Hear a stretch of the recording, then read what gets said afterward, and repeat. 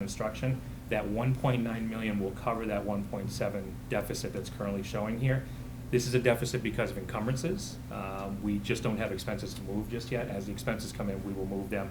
But again, that 1.9 million will cover that. So I wanted to make sure everyone was comfortable in that we are not taking from the education and curriculum to cover the special education overages.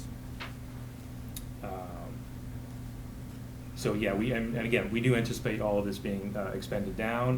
There's just a lot of things that don't have encumbrances against them just yet under instruction. 1.8 million seems like a lot of money, but when that's 78% of our budget, it's not as much as it really looks like for the rest of the year. On the next slide is major categories: general education, special education, and English language learners in the first two. First one is expenditures, the second one is payroll, and then payroll's first, expenditures on the bottom.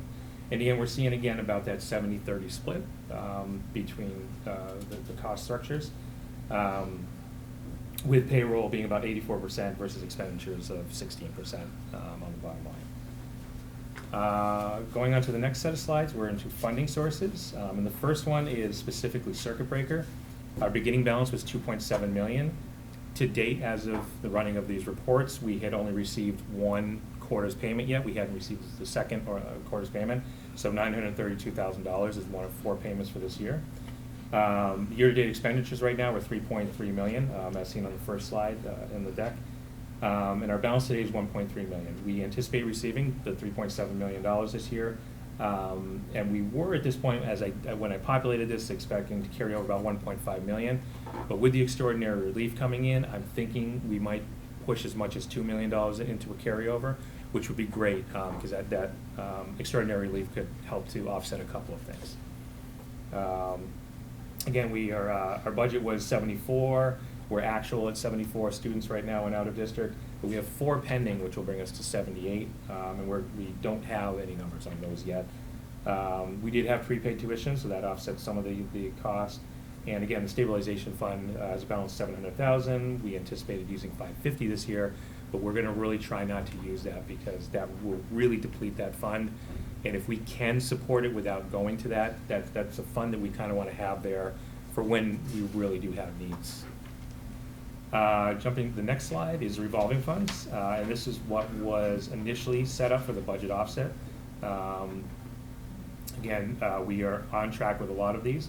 Again, the Fed Reserve Fund. I also added onto this, which I don't think had been reported in the past, the extended day, because we need to start having conversations about that and understanding that that's drawing to an end for the schools, and so we want to keep an eye on this money. So right now, there's almost 1.26 million in that account.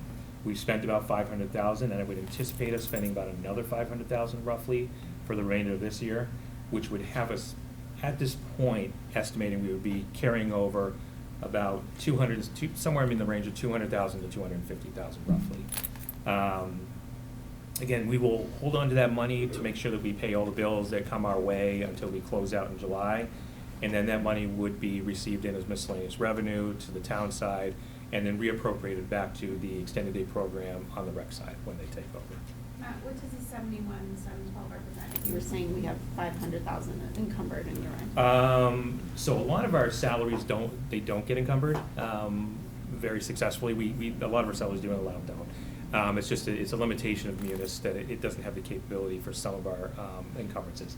So these would be actual expenditure encumbrances that are sitting on there, probably supplies and materials. We are doing some purchasing. We're working closely with the rec department, with John, having these conversations amongst all of us. And we're purchasing some of the things that they're going to need. Like, for example, we have a copier that they use, but it's a Norwood Public Schools copier. It can't transfer over. We have a lease on that. We can't transfer it to them. So one of the things we'll purchase is a higher-end, multi-function printer, copier, scanner that they can take with them when they do work there. And those kinds of things are what get encumbered at this point in time. And some other expenses. I mean, they still are operating, so they'll, need some supplies and consumables. Mm-hmm. Thanks. Yeah. The next slide is the grants. I did that one a little bit different as well. Karen was showing you the fiscal years and where we kind of fell against that. I've given you all of the grants that we currently have and that we're operating out of. Now, again, we are actually applying for more grants, so there's other smaller grants that didn't get captured yet, some that we're in the early stages of applying for. So when we look at this, we're looking at the award, and I'm only carrying the expenses. I didn't bring the encumbrances into this. So the balances may be looking a little high on some of them, but there are encumbrances behind this, and we do anticipate these funds being spent down pretty close to the end of the year. Some of this of this money is planned for over the summertime to be expended, so we will probably carry a little bit over. On the bottom of the sheet, we added ESSER 3 very clearly as its own chart because ESSER 3 is coming to an end. We are talking internally a lot about ESSER 3 and making sure that we are on track to be expending that, and we are at this point in time. Right now, it's showing a balance of $27,000. Again, those are funds that are there. They will be encumbered. We will be supporting some of our summer programs through conversations that we have been supporting with the ESSER 3, so we'll carry over some money for that as well. But this will be fully expended by the end of the year, and with the funds that we use for the summer program carrying over. So we're keeping a close eye on ESSER 3 just to make sure that we are really understanding what we're talking about with that. And that's the year to date. Any questions?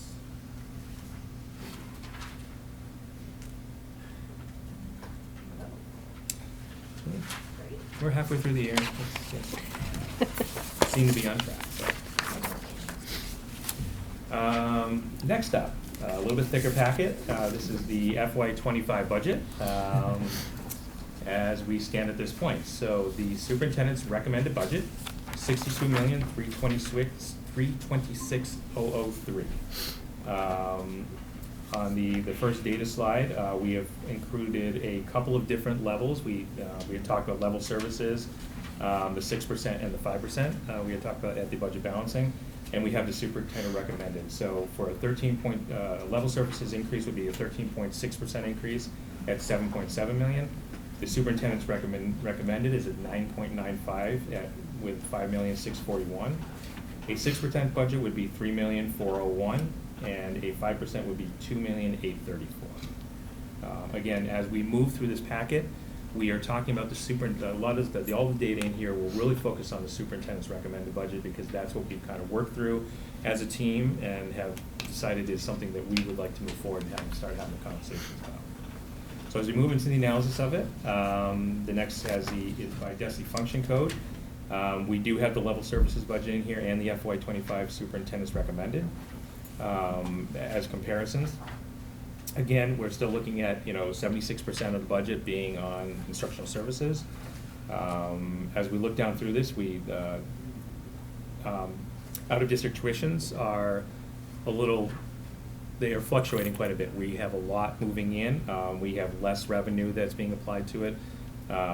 So when we looked at the level services, we were really talking about using the $3.7 million of circuit breaker funds to offset that. Under the superintendent's budget, we increased that to $5.43 million, which is about $1 million over what we actually are expending this year. Additionally, as we look through it, we reduced select supplies and material accounts for about $100,000, a $75,000 reduction in district-wide hardware, and then a $40,000 decrease to the daily substitute lines to get to the 9.95%. Lot on this slide. Are there any questions about this one?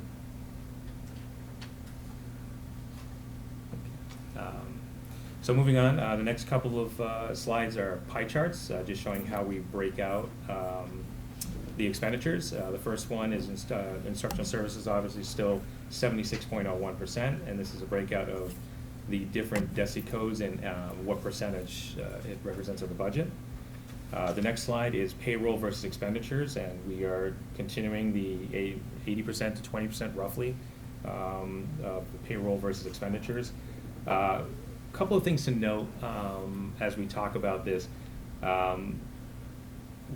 This budget, this 9.95% budget, with the absorption of the out-of-district expenditures, with the increased cost, the 5% that was OSD approved, as well as the changing placements for the students, as well as new students to come in, about 3.83% of the bottom line is just out-of-district tuitions. Then absorbing the ESSER positions is about 1.11%. So 4.94% on the bottom line before we even start is just tied up in these two areas. So right away, we are starting at a 5% budget. And then we move up from there and start talking about all the other lines and all the other accounts and every other expenditure that we have within education. So when we put this together, driving up from that 5% to 9.95, we're adding about 5.01% in the other areas that we kind of have control over. And that's not bad. I mean, that's a pretty, in this market, that's a pretty decent increase. But you have to understand, like 9.95 doesn't sound great. But when we're starting at 5% increase and we have to work from there, we don't control those items that are below that. That initial 5%, we don't have a lot of control over it. Students move in, we have to place them. Placements change. If they have to go from a collaborative to a residential, we have no choice in that. That's what's in the best interest of that student, and we have to fund that. So that is our start point. Our start point's at 5%. So. I'm sorry, Matt, on the slide before that, Sure. The 9,000 DESI function, is that OOD? Is that out of districts, the programs with other school districts? 9,000 is, it's our Okay. tuitions, yeah, That's, okay. yeah. That is all tuitions, yeah. Actually, would you go back, Dave, to that slide that Kate just referenced, the one before, or the two Oh, before? the, Yeah, the one with the DESI function code. Back one. One more. Yeah. Yeah. So Matt, after yesterday's meeting, I had a follow-up because I know you answered it, and then I got myself all confused, and I can't Yeah. remember what you said. That's okay. Happy to go over it. So that last line. Yes. Currently, FY24 is 4.3 million.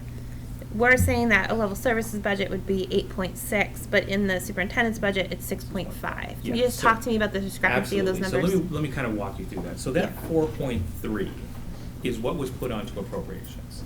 Okay. But our actual expenditure for out-of-district tuitions for FY24 is 9.7. But we cover half of it Okay. utilizing other revenue sources that are not appropriations. So right off the bat, we had a lot. We had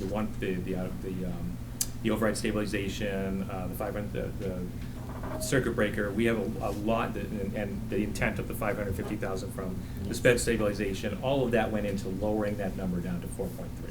Okay. So when we hit the level services, we didn't have all those revenue sources anymore, and we said, okay, with level services, 3.7. 3.7 is the receipts we'll have this year for circuit breaker. That's what we were applying for next year. Even though we're not carrying over 3.7, we said, look, we got to get back to that receipt and then expend.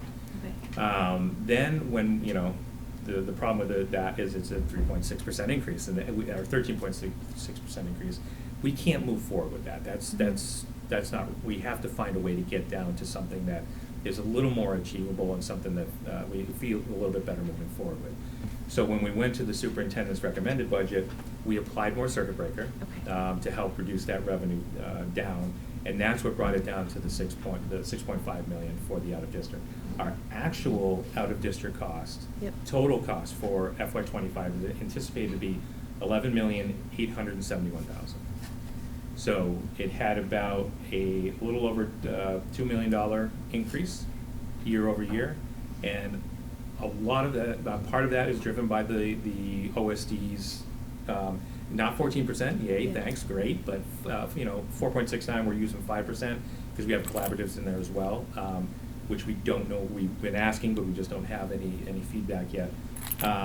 So that's about almost $600,000 just for the 5%. And then we had a lot of sort of shifting of placements. We did have a number of students that went from collaboratives to residentials, Yeah. and from day to residential, and that is a huge cost difference between those two. And just a handful of those can just absolutely eat up a good section of your budget. So, there's a lot of things going on in this number.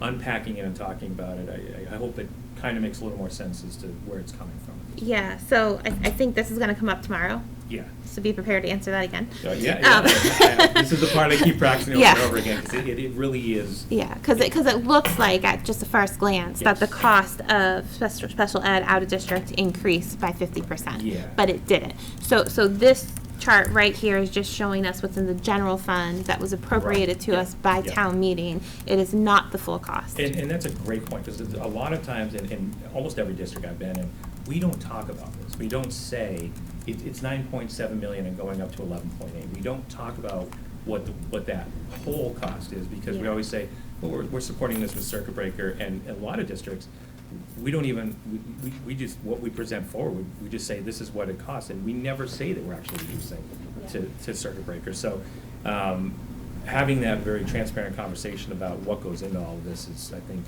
important for us to all understand that. Okay, thank you. Can you clarify what goes in other school services, designated 3,000? Other school services is, transportation is the biggest part of that. You're gonna have a little bit of food services, some stipends that are in there. Athletics is in there, some student activities, and then health services. Transportation is the majority of that increase. I want to say $3 million out of the tax. Yeah.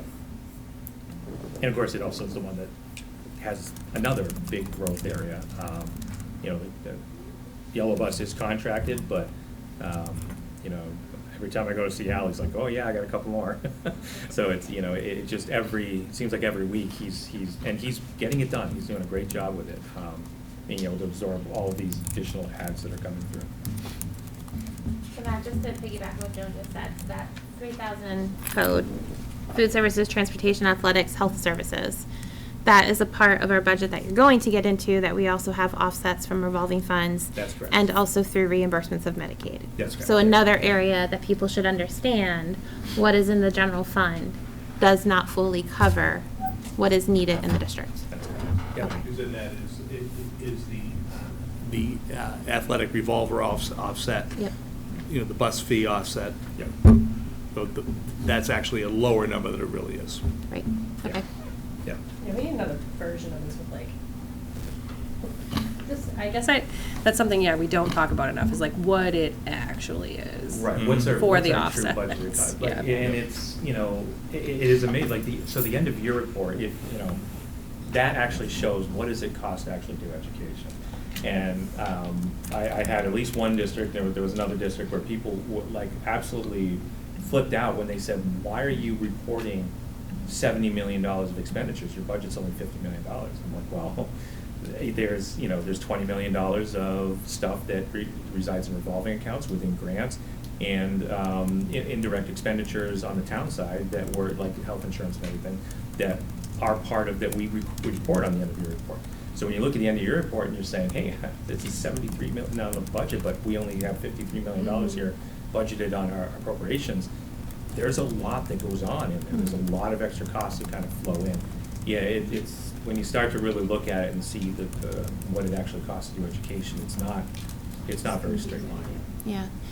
To your point though, Anne Marie, and this is something we should think about more before town meeting, like how we want to tell this story. I think we get a little bit better every year at telling the story, but I think every district struggles with this.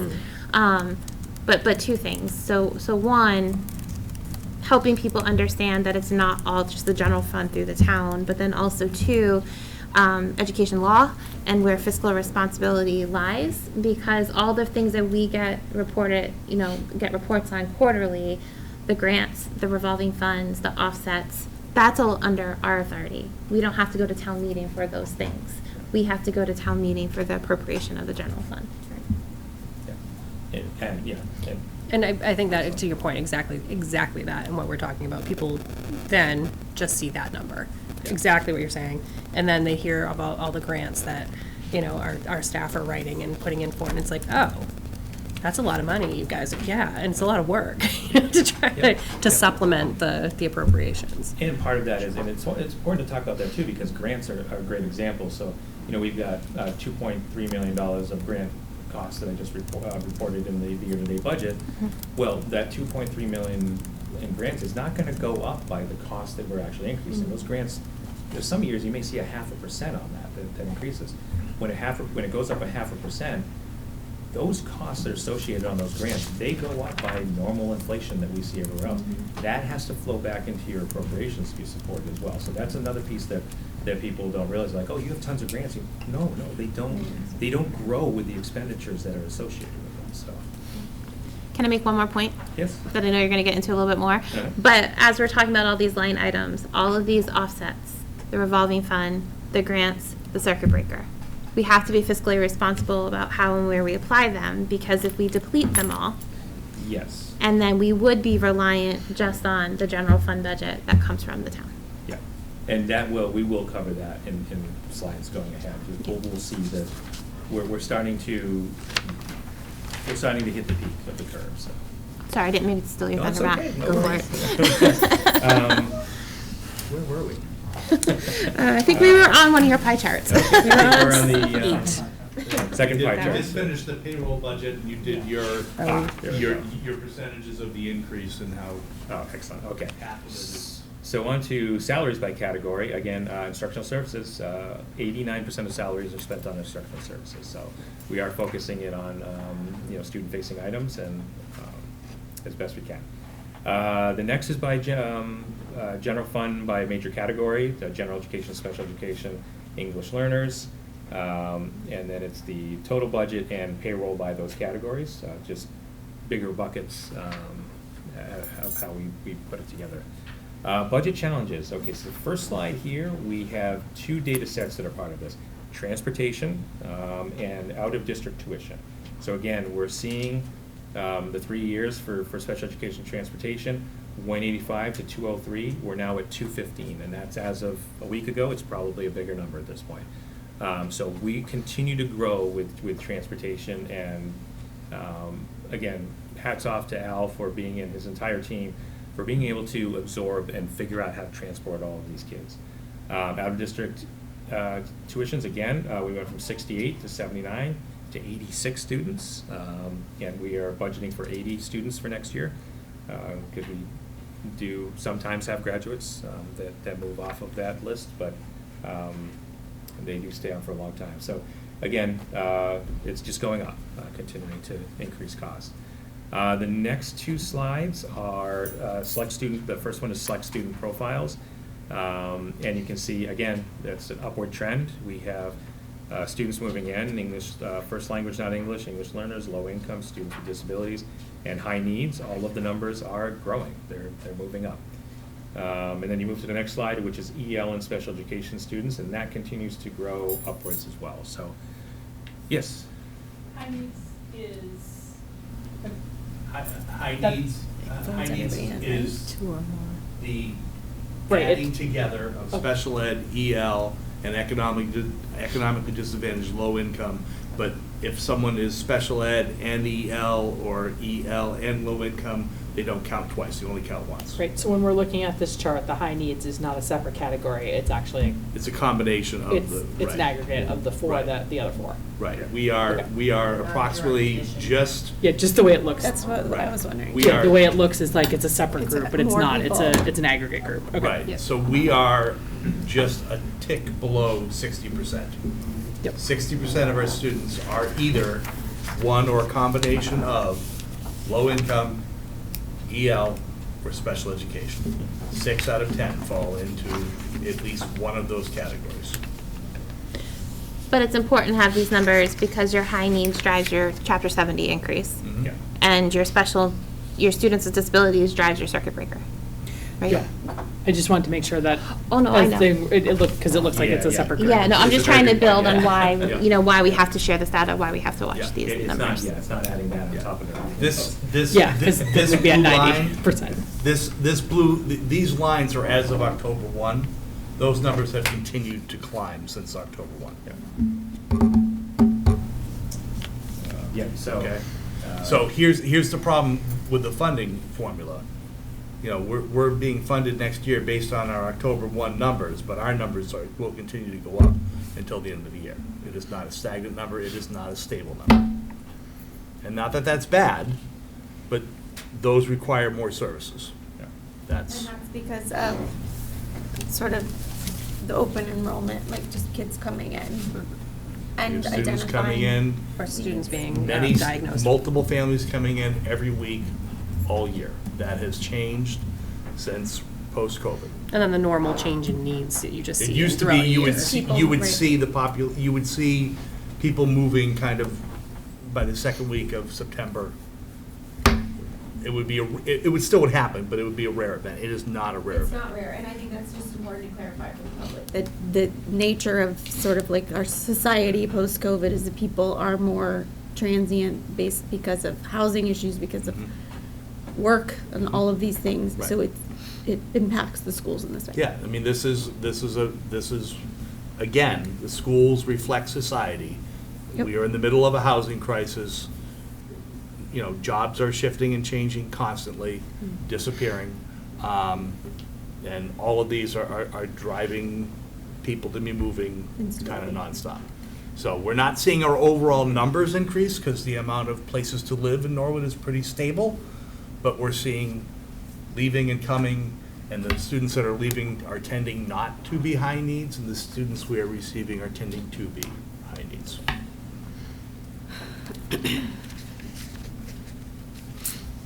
Okay. So the next section is going to be new staff requests. On the slide, the only new staff that we're adding into this budget is the 7.6 FTE. They're on the ESSER 3 grant as of right now. These are 7.6 FTE of people who are hired and are working for the district. We did not move any of the open positions that were sitting on the ESSER grant, just the ones that had actual people in it. So it's the 5 interventionists, a BCBA, adjustment counselor, and a .6 nurse at the LMPA. Yeah, so this is important to, one of the things that we were hoping to do was to add some of the positions for the new middle school. They are not in here. I'll say that again. The plan has been, since the override for the building was passed, was to gradually add some positions. We have not been able to do that. This budget does not allow us to do it again for the third year in a row. So. On to funding the budget. So this slide shows the revolving funds, which are offsets that we use to support the budget. Transportation is lower than it has been in the past couple of years. And that's because the balance has come down and we are now getting closer to spending what's actually coming into that account. Preschool tuition is fairly flat, athletics remains flat, drama music is remaining flat, and again, circuit breaker is going up. The Special Education Stabilization Fund, that 550, which I'm hoping, again, that we don't have to use this year, and we can carry it over as a protection for the district for next year. I'm also not applying it to next year either, because it's not $700,000 is not a big balance. And we want to make sure that we change some kind of protections for the district in case we really start to see, more come in and we just can't handle it with the funds we have available to us. So this is where we kind of look and we see in FY23 we had an increase of about $730,000 in our offsets. Then for FY24 we jumped up to 1.3 million, and you see now we're only going up about 460,000. This is where I talk about the fact that we are hitting the peak of the curve.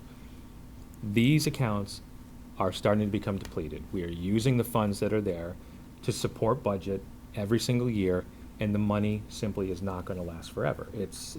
We're spending down balances that were in those accounts, but the money's just not always going to be there. We're now getting down to the point where we're getting close to spending expenditures as they come in, which is less appealing than trying to manage it and leave a little bit of balance in those accounts. So again, it's something to really keep an eye on. Just real quick, when do we find out about extraordinary relief?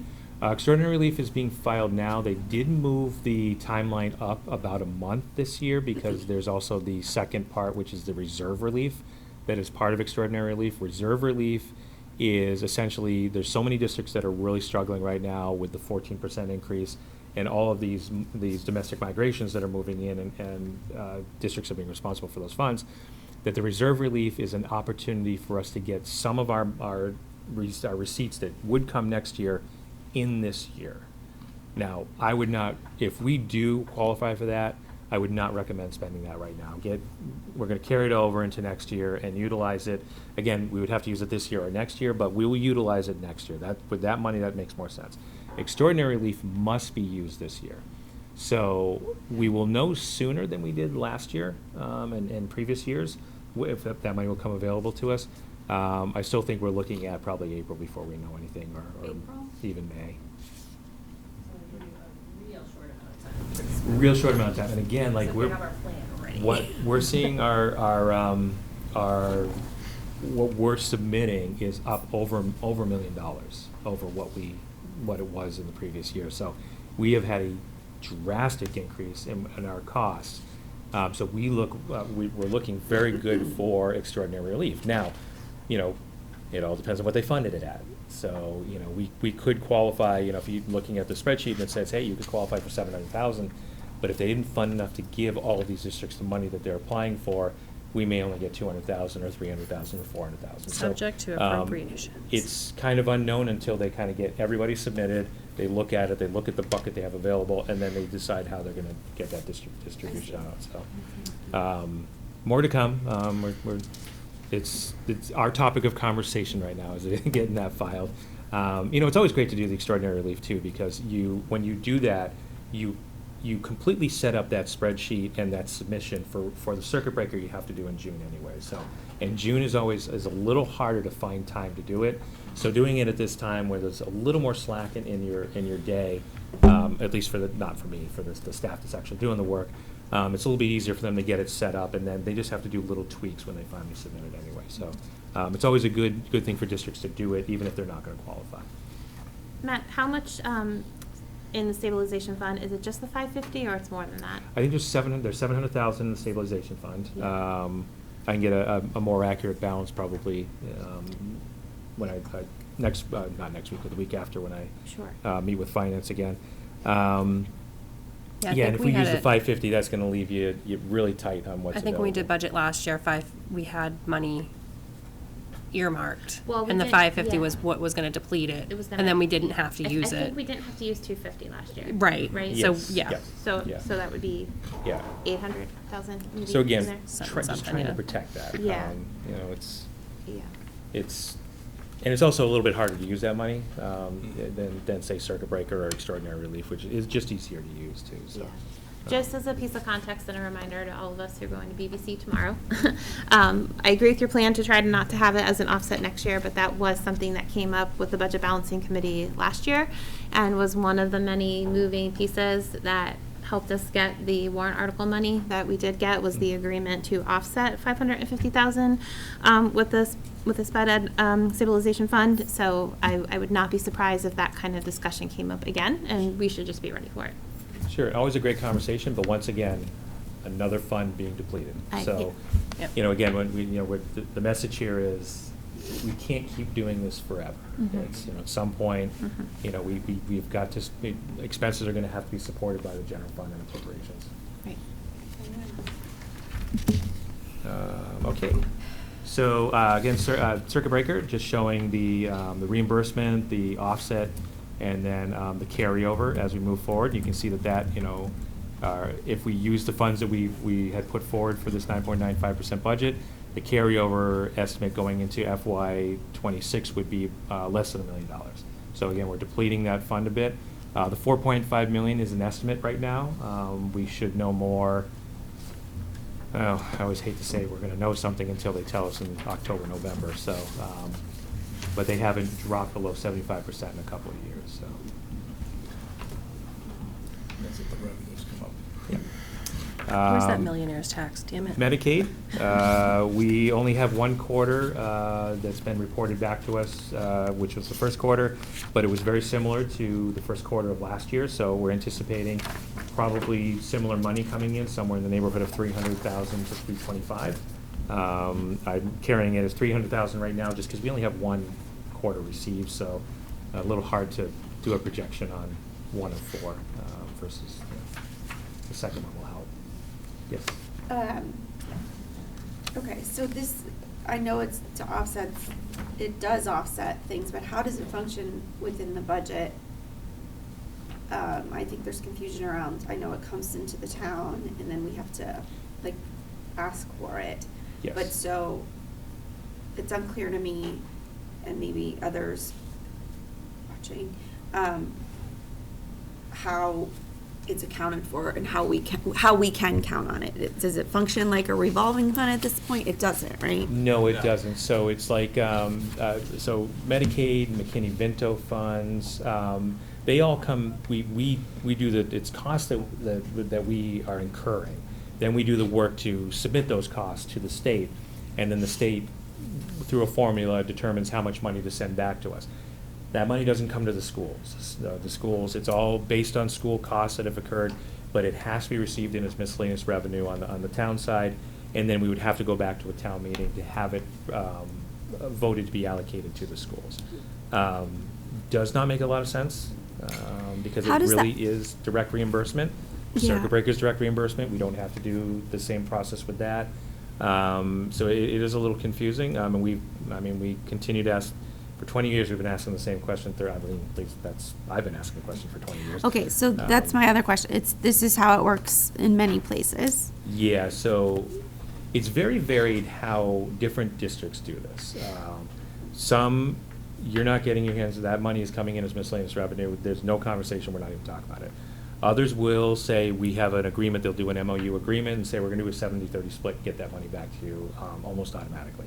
So it's done differently in a lot of different districts. I don't think there's there's no standard in, kind of government management, municipal management.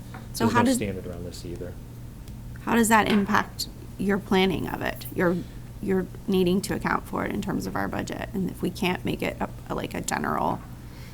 So I'm not counting on it coming to us until we have a conversation that says it's coming to us. And if it does, then we'll look at our budget and use that after a discussion with the group on how best we should apply that, whether we should, reduce the if they're gonna give us the 300,000, we would, reduce that 9.95 a little bit further by $300,000 by covering some of the expenditures with that money, and we would, make a note of how we're going to cover it. Right. Or we could put it as, say we're gonna spend over the 9.95% and use this to add some of the positions that we're not able to add because we don't, have the funds to go above that. So we could do that as well. The things that we're missing, right? Yeah, Okay. more of that would be a sort of, how do we want to deploy it? And that's a strategy conversation that happens with the group. I certainly won't be deciding it. Kate, just as a reminder, because these are great questions. So remember last year when Jody and I were meeting and we were writing a lot of the legislative advocacy letters that then the committee approved, and we sent two of the topics that we tried to encourage the legislators to change last year, and they did not, was that the homeless transportation reimbursement and the Medicaid reimbursement would come directly to the school districts, and those bills died. And I don't know if they're picking them back up or not. I've been a little too busy to follow legislative advocacy lately. If anybody else is following it and you tell me what to write, I'll write the letter, but I just have not been on top of it like I was last year. But those were things that many in the state were trying to get changed. And this does not apply to us, but I believe, Matt, Medicaid reimbursement does go directly to regional school districts. So regional school districts are their own municipality. Right. So they're an island within whatever town they exist in. Yep. They handle their own revenues, they have their own excess and deficiency, which is similar to free cash. They have to balance all their revenues out, they have to have an accountant to be able to do all that work. Yeah. So yeah, all of that money, and they get regional transportation, which is a little different, Right. another fund that comes into them. So they are like a municipality, and all of that money flows into them, and then they Yeah. use that as part of and again, then you use that money, you apply it to the budget first. Right. And then your assessment goes out after that to the towns, Right. or the expected assessment is Right, developed at right. that point. Okay. Yeah, regionals are they're kind of fun, Yeah. but. Yeah, just where there is a difference in the Yeah, application yeah, in the state right yeah. now. There is something that we had looked at, and then we decided that maybe it was too paper heavy to do right now. But I believe last year you can have an enterprise fund now with the homeless transportation, but it's not as simple and straightforward as a revolving fund.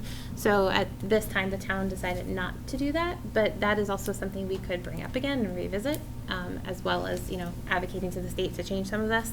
Yeah, there's some confusion too, whether it had to be an entire enterprise fund Price for or transportation or just homeless, there was some, Yeah, it there's was a lot very of, complicated. There's a lot of confusion. Yeah, and then if you look back at the material that we had shared last week from the BBC, and those different like flow charts that Maya had started to put together, so the way that all of this streamed right now is as revenue. And if you look at the spreadsheet that we had talked about last week from Tony at the BBC, the state aid cherry sheet number, that includes Chapter 70 and the homeless transportation reimbursement. So it comes in as revenue and then gets split.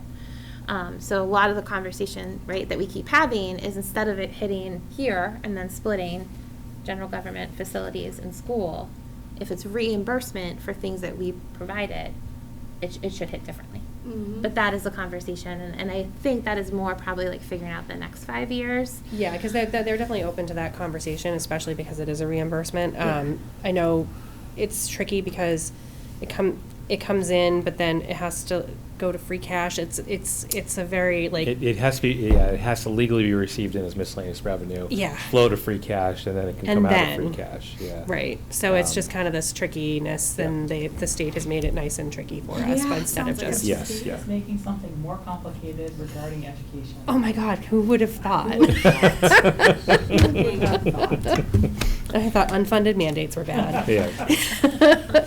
So, yeah, It's so. even worse when they fund it, but you can't get the money. Yeah, so yeah, always frustrating to, do all this work, have a reimbursement come in, but it just doesn't come to us. It's, and Yeah. every district, grinds their teeth on the same problem. Yeah. Grants, again, we're seeing the end of the stimulus and COVID era grants. ESSER's coming to an end, all those little tiny grants where they threw money into them and threw it back at us, 274, those kinds of things, all those little grants are all disappearing, and we're gonna end up in a situation where we're once again back at our entitlement grants, and that's what supports us, and any kind of, work that we can do to find other grants, which aren't always recurring revenue sources. So, we're looking at, right now, 2.373 million is what we have for grants right now. I would anticipate about the same number for next year. Could get lucky and see a little bit of growth in it. It all depends on how they fund at the federal level. Chapter Yeah. 70. Joan had a question. Oh, I'm I'm sorry. sorry, I have a Yes. question about grants. So one of the things that's come up historically for Norwood is not really knowing when grants were ending. So I know the ESSER funding is great, that's very clear. The COVID-related grants, are there other grants that are ending that you are aware of within the next very 3 small years? ones. Yeah, I mean, we're our the title grants, the 91 142 240 grant, 262. I mean, those grants they're just going to continue in their entitlement. And they're going to move forward. We have a whole bunch of those smaller grants, which sometimes they're one times. We knew they were one times when we applied for them, and knew they were going to come in. And those little sources pop up all over the place, and we try to attack them as best we can, and try to grab at what we can get our hands on. So we actually applied for one grant today. We got it submitted, which wasn't massive. It was a $3,000 grant, but just get it done, get it submitted, and get some money in here, and all those little bits kind of come in. So I see us kind of leveling off, probably right around that 2.3, 2.4 range, and it all depends. A lot of the entitlement grants, it's the federal funding, and are they going to fund these grants, and in a way that helps us out. And a lot of districts they're starting to draw close to not being dropping below the percentage threshold and losing some of their grants as well. We're not in that danger, but that could help us, because if they drop below, then there's a bucket of money. Sometimes they redistribute that back out to districts that need it. So not as often as we would like, Yeah. So basically, historically, most of the grants that we've gotten have been federal grants, either the title grants or the IDEA, the individual with disability grants. Those have been consistent. How much Congress funds them from year to year, and there is a current attack on funding, especially Title I, out of the House right now, that we need to keep an eye on. We have other grants, the mental health grant, and the health grant that were like 10-year grants that I think we're about halfway through at this point. Yeah. But what is different is that in the COVID, there were short-term grants, one-time grants. Yeah. That was different. Well, actually not that different, because in 08 and 09, you had, the ARPA grants because of the economy taking the downturn, which were, again, short-term grants. But we're moving away from those and back into the sustainable grants as long as Congress funds it. But items like the mental health grant, it's no, I mean, you're an interim, so this, please don't take offense at this, but, the next person coming in, what I'm concerned about is people being caught unawares that a grant will be ending. So there's, just reassure me, there's a nice chart that says in 5 years, you need to pay Absolutely. attention to Absolutely. So- figuring out how to fund this mental And health I think I piece. said, my plan is to make sure that by June, my staff is running this business office, and they don't necessarily need me to be here, because that's the only way we're gonna get a very smooth transition between, me leaving and a new one coming on. And there's a lot of change happening here. So I need to make sure that they're gonna be very schooled on all of the different functions within the business office, and be able to communicate that very clearly to the next person, or be able to do it for a couple of months while that person settles in and figures out how the system's working. So, I don't think, districts do struggle sometimes with that. They're not always great about, focusing on their grants, making sure that, they're paying attention to it. I have them doing a pretty large reconciliation right now, and then we're going to be meeting as a group to talk about those numbers and make sure that they absolutely are on track where we want them to be as far as spending goes. And I'm putting that on to my staff to bring that forward. And then I will meet with them and say, give them, let's do this a little different, that a little differently. But I want them to be very schooled in that and be able to make sure that they're coming and communicating to JJ. Yeah. And the last man standing, to make sure that that we're not losing any money at the end of the cycle. Great, thank you. Just so we all know, we have all that information from Karen, like very detailed, and I just found it, and I'll send it to you, Matt, because we have from her very comprehensive grant name, grant end, what is in FY24 staff, and all the notes of who and what it covers. So we Yeah. do have all of that. Yeah, but as you move through the year, things start to if you're trying to give paras that you're paying for on a grant, well, paras don't stick around very long. No, I And understand. yeah, I just want to make sure that, Yeah. and I know this was not your intent to say we don't have it, but we Yeah. 1,000% do have it. Yes, yeah, we do, and I just I want my staff to be better at being able to identify this and make sure that they're, fully managing that piece, and so that it can continue to be done successfully, and it doesn't accidentally, we hit, July 12th and find out that we have, $50,000 sitting somewhere on a grant that we now lose because we didn't expend it right, or we didn't do an amendment at the right time. Yeah. My concern is we hit July 12th, 5 years from now, and realize, oops, we have these 5 people on staff that we no longer have the grant to pay for. Yes. That's Yeah, more my yeah. concern. Yeah. Mhm. Yeah. And yeah, that's that conversation piece to say, okay, well, and again, it is hard because we don't find out what our grant allocation is. August, September, I've had years October before we found out what the grant allocation was. It's I planned my year on, Yeah. my entire budget. A lot of it rested on what that funding was gonna be, and when it comes in and it's flat, and you assume that you'd be able to support just a little bit more of that employee, and now you gotta kind of scramble to figure out how to get it to settle in. Is frustrating. So, Thank you. yeah. I do want to mention before we move on from grants, just for the public who might be watching us talk about these, the top of that slide where it says, NPS continues to search for grant opportunities, and I'd be remiss if I didn't mention that a lot of these grants don't come just because they come to us. Yes. It's a lot of work by our staff members to write grants. Charisse Grant, writer extraordinaire. We're going to definitely miss that, but it's up to our staff members to go out looking for these grants to see what's appropriate for our district, and then to write it, which is no small task. Yes. And then to sometimes defend it to whoever is going to give it out. Yeah. So I just want to make that absolutely clear to the public who's like, oh well, they'll just get a grant for that. That's not how it happens.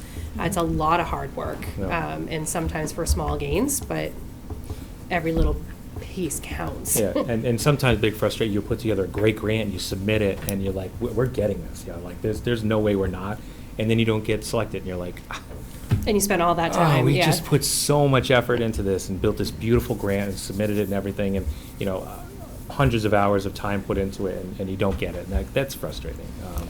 Or you write a grant and you get more money because they have more extra money to spend. And you need a plan for that too. Yeah, you have to suddenly yeah. like fix your plan and figure out Right. how you're gonna spend that, yeah. I had a previous district where we applied for the technology grant, and we're like, why don't we just throw everything in there and ask? And we did, and then they gave it to us, and then we're like, oh gosh, we Now don't have the what? space for this. We don't know how we're gonna put, like, we don't have enough staff to manage this much Listen, technology you coming in. caused that problem for us. Yeah. We will solve it. We'll solve that problem for you. Yeah, we I'll never, start brainstorming right now. we never expected it. We thought we'd get. I'll start half taking of it IT there. classes Yeah. right now. Right. But yeah, that's a good problem to have. I like that Yeah, one. That's usually my problem. Never my problem. Once, 17 years. I'm like, really, you're killing me.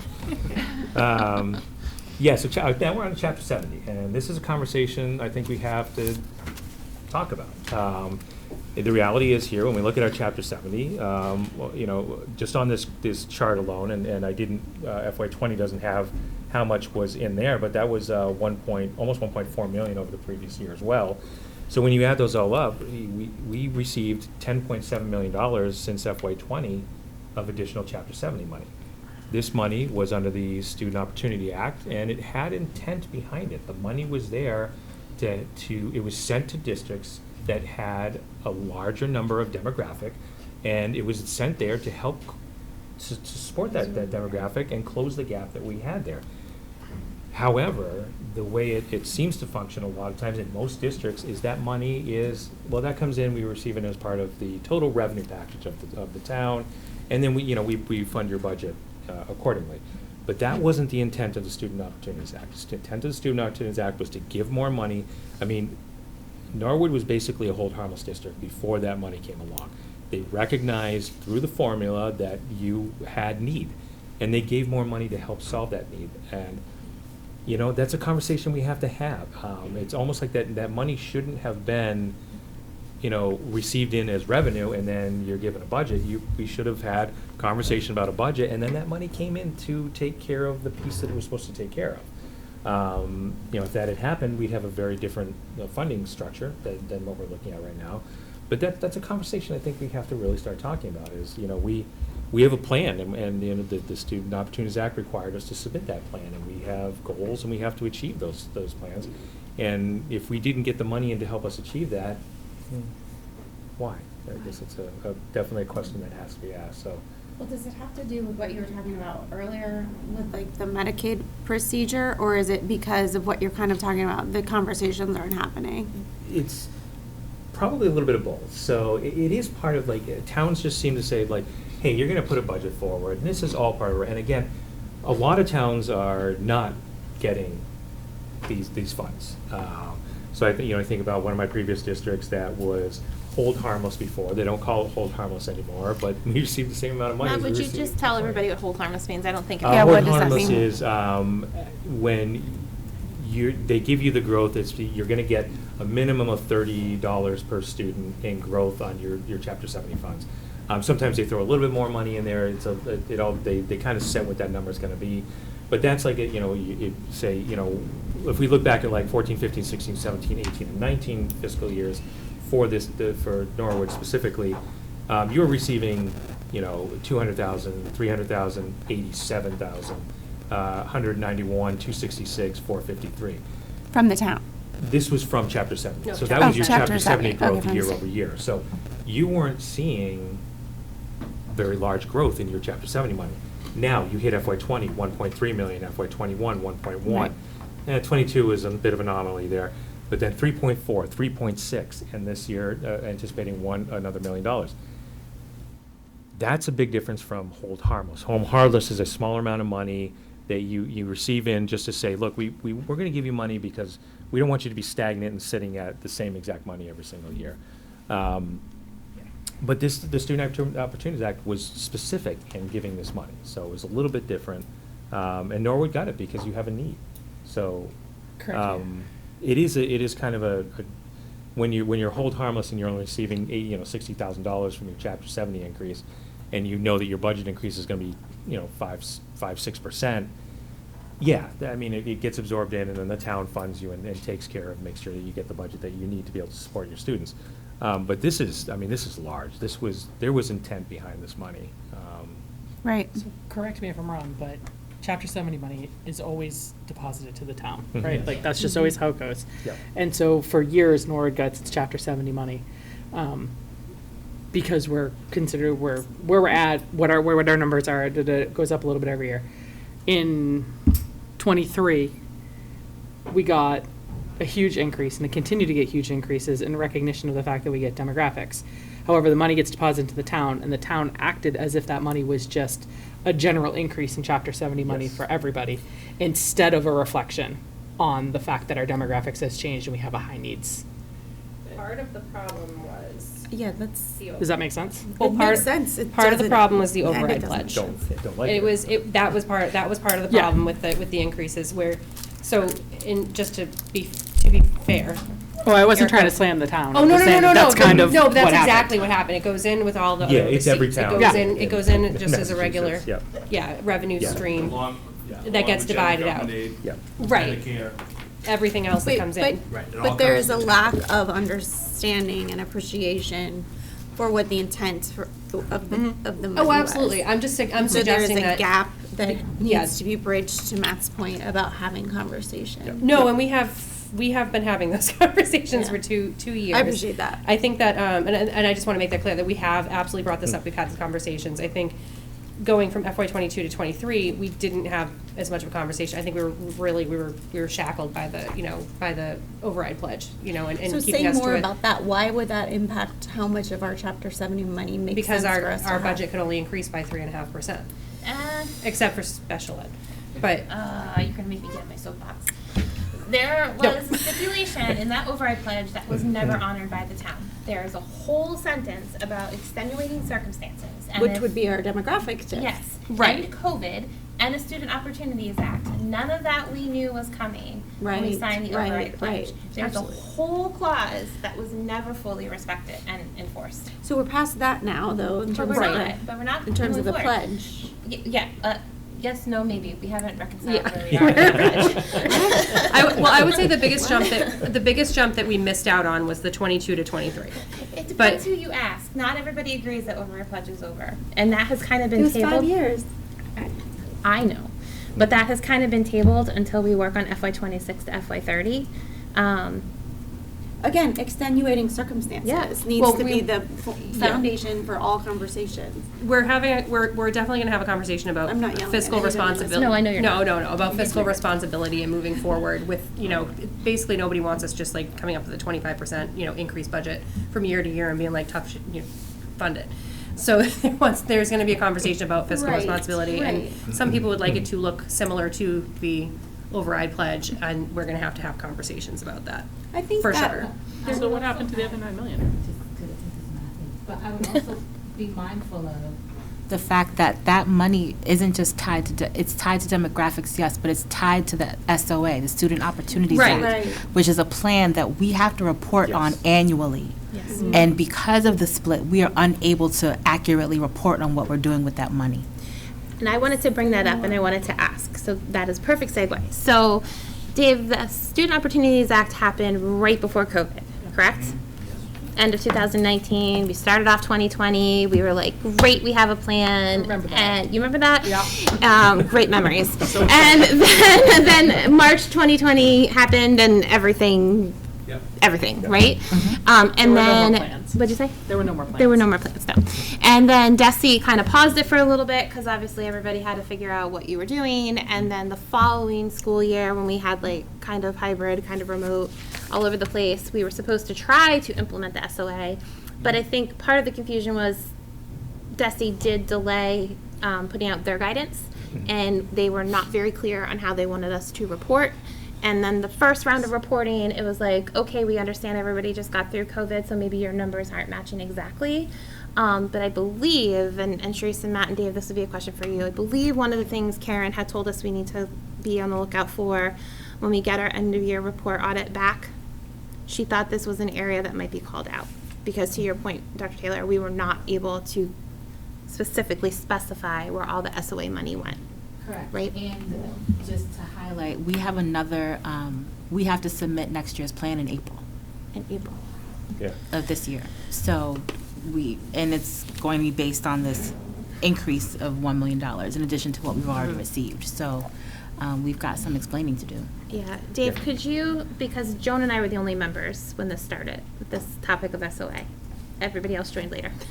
Would you find for us soon, over the next week or so, the original SOA plan, just so everybody has the same depth of knowledge of where we started?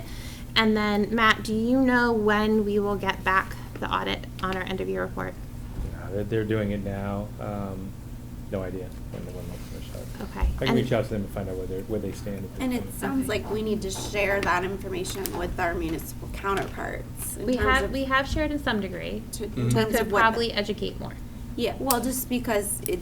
Well, I mean, if we're besides the obligated elected to officials, like, If we're obligated to report on the SOA, like, I don't fully understand it, but if we're not fulfilling that obligation, maybe that's part of this conversation, right? Like, that needs to be made a little more clear, and. yeah, I think What happens that's if we don't? What fulfill it. happens if we don't With the fulfill our SOA? obligations? They could pull it. I don't think that's very clear either. Yeah. Yeah. But my guess is, But it reiterates that the intention of the money. if we don't get to our audit address- done, they can withhold our Chapter 70 funding. Or at the Probably very this least. would be the same thing. So this is kind of the equivalent of being given a proactive grant. They're basically like, here, and Yeah. we're not putting the money that they gave us for the grant towards what we. Yes. Yeah. I There's do, risk there. I do want to That's point, ugly. although it was a weird and roundabout way to do it, I do want to point out that we did end up getting what the equivalent to our increase was last year with the warrant Stabilization articles funds, and yeah. the stabilization fund. Yeah, but this was supposed to be state money Oh, yeah. on top In of addition the to budget budgeting. Yep. to close the gaps, Yep. not in lieu of. No, Yeah. but what it was in addition to. So if we were being held to a 3.5% increase, our actual was like 9.91 last year. Mhm. So Yeah. that was in addition to what we're going to be allowed Yeah. to increase by. So we did get that 3.6 million-ish increase through a really roundabout way of doing it. We did not get the 22 to 23, increase in a chunk, like, a way that we can pinpoint and look back on.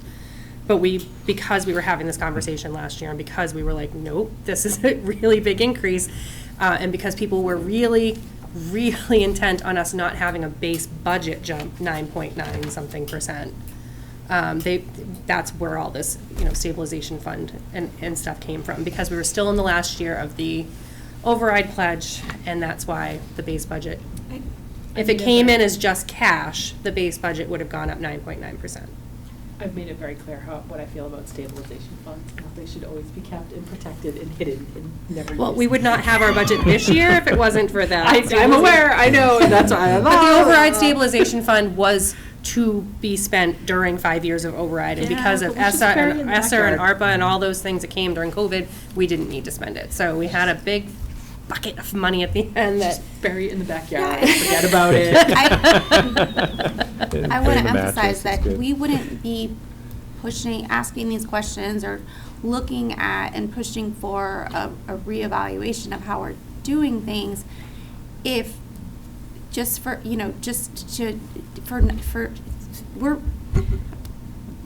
this isn't to have, for things that we don't need. We're struggling to meet our basic needs within these discussions. And so when we're talking about money that is meant for our students or is based on something that we've put the work into, like Medicaid, and also has to do directly with our students, we're talking about helping to be able to meet those basic needs so that the budget overall, so that we don't have to constantly turn away from progress for our students and opportunities for our students, right? And I just, for the public's sake, we're not, in this to be in a argument or, win an argument. It's because the money intended for our students helps, and the general fund money from the town, those all combine together to enable us to do either like the bare minimum, the mandated stuff, and that's it. But it's real hard to swallow that's it when we have money out there that's not necessarily getting to us that, for other. That was the point I was trying to make, that it did make it to us last year. It did. It just was not it was not in an obvious The way. Medicaid and all of our Chapter 70 percentage? The Chapter 70 percentage. I don't think it, Based on the SOA expectations? no. Okay. It was not, So- it was not an appropriation of the additional $3.6 million. It was a very, We were able to make the argument through the avenue of the stabilization fund and the override stabilization fund to put on a warrant article at town meeting the equivalent of the homeless transportation, which is like 22,000, the Medicaid reimbursement, which was like 350, and then the increase of Chapter 70, it was 3-point-something million, right? yeah, I don't know why these are in my head. They're in my head. 3.6. So those are all things, again, that like, we have to do, like, that these are mandated and or like just to function. Yes. Versus having that covered through funding sources that are meant to cover those things. And Yep. and then also having a budget that allows us to enhance the educational experience of our students. Yeah, but where I think we just respectfully disagree, Emery, and where I think Dr. Thompson, maybe you were going is, yes, we got that amount of money, but it was at the consequent sacrifice of the stabilization fund. So it's all going to go back to the conversation that we're going to have with Budget Balancing Committee for FY26 to 30 and that flow chart.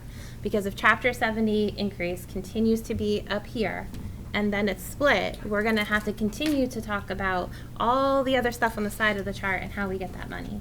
Whereas if there's an agreement and understanding that a Chapter 70% increase flows directly to the schools, Oh, I agree with you. Do you know what I mean? Oh, I 100,000,000% agree with you. That piece we're on. Yeah. But Yeah. I just want to make sure that the board, everyone here understands that we did get a much larger increase than we were supposed to last year based on Yes. the override pledge cap.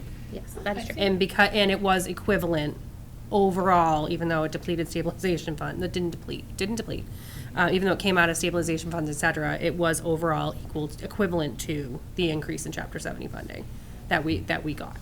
Has there been conversation about like an MOU for something like the Medicaid reimbursements for things that are that's unequivocal? Yeah, that Yeah. was one of the ones that we are actually having. Yeah. We're gonna have an FY26 conversation about. There was some discussion happening over the summer between Ms. Sheridan and Ms. LeMay. Yeah. Before they both left the town and the district. Yeah. So unfortunately, that work may have to be restarted. Yeah, I mean, it's just the perception that we need to go, the perception is that we're constantly asking for money, but the reason we're asking for Medicaid money in particular, or the McKinney-Vento in particular, is a Or fluke. Chapter 70. Or Chapter Well, 70. Chapter 70 is a bigger number, I'm not wading into that one, but for things like direct reimbursements, Yeah.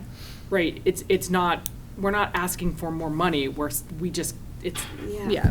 yeah, And if there's just an MOU, we don't even have, that shouldn't even need to be approved because it's a direct reimbursement for services already done Yeah. by the school, billed for by the school. Yeah, those two, I mean. To our kids. The one thing that we had with Chapter 70, and we talked about this last year when Karen did her presentation, was about, maybe asking for a 75-25% split or something like that, because we do know that, benefits are covered by the town. Things like that, Oh, like okay, there's fine, facilities and stuff like that are covered. Yeah. So there is a portion that makes sense, makes Yeah. perfect sense. But, yeah, I guess I just, like, per the should just conversation, I automate it. need to understand that better. Especially if the increase is based on our demographics. Yeah. How does that roll out in terms of like, what's being held back for benefits or whatever, right? Like, Yeah. There's a really great webinar that I think I circulated at some point, but I can find it again. And I don't know, maybe NCM just wants to air it.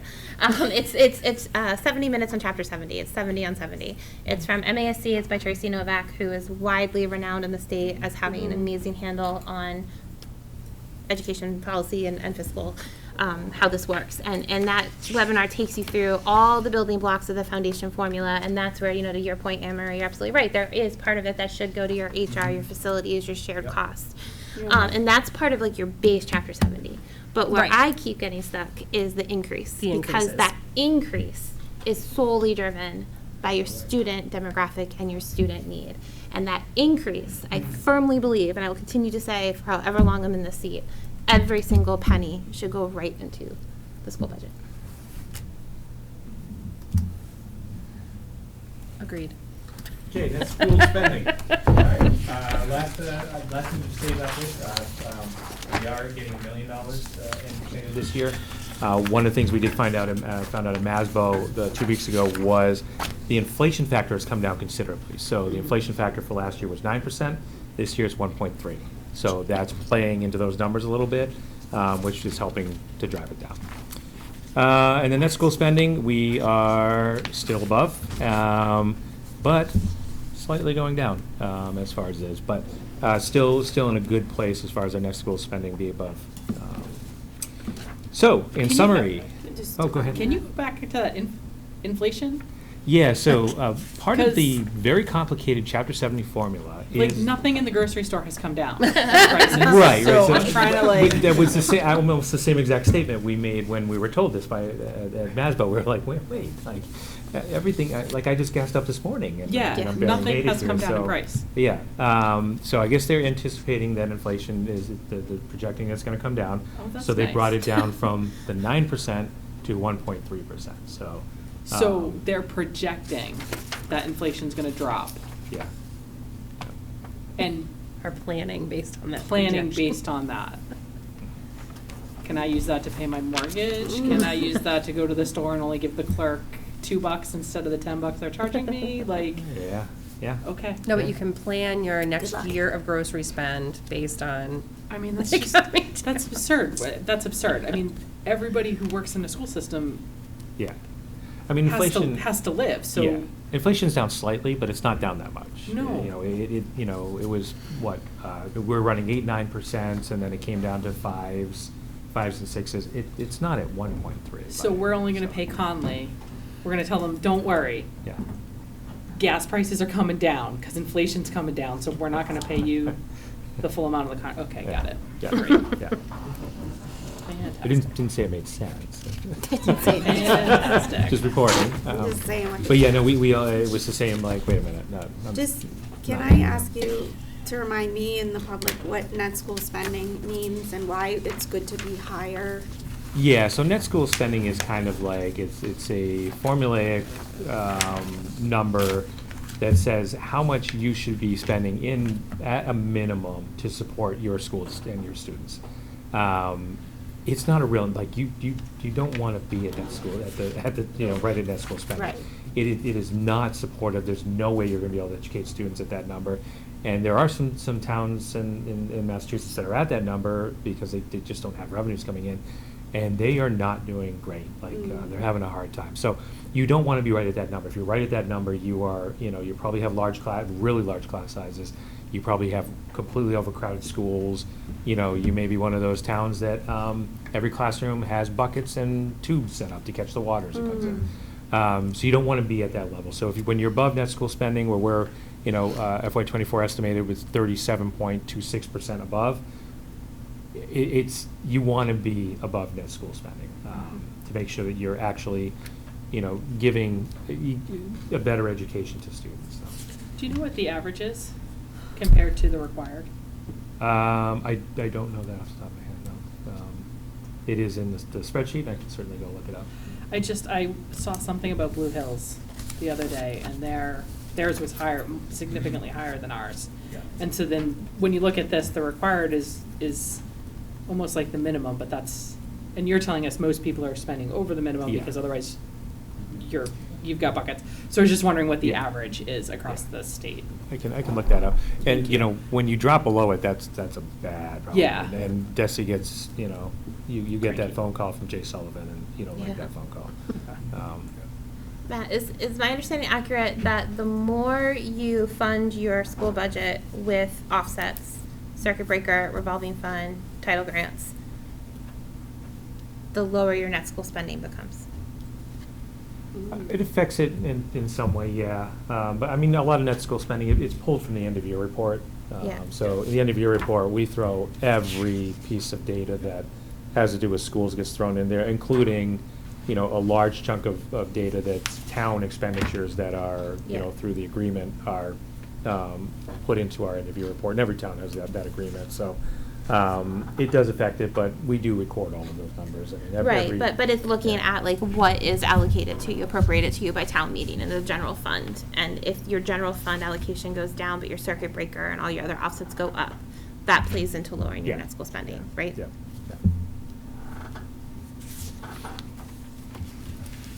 Okay. So in summary, again, we're recommending, the superintendent's recommended budget of $5,641,474, or a 9.95% increase. This recommendation, again, as we have just covered, uses a lot of different revenue sources, but, and some reductions to different areas, but does maintain staff and absorbs the ESSER funds, the ESSER positions into the general budget. Again, we're looking to accomplish with this budget. The first two are pretty big ones. No reductions to current staffing levels. That's really a target that's one we want to achieve. Absorption of those ESSER 3 positions, we feel that's great to be able to get those into the budget. Meeting the needs of our increasing diverse student population. Additional attention to educational learning loss and social emotional needs of students through targeted intervention. Continuing of our one-to-one Chromebooks, our curriculum refresh, PD, diversity, equity, inclusion, technology, and instructional practice.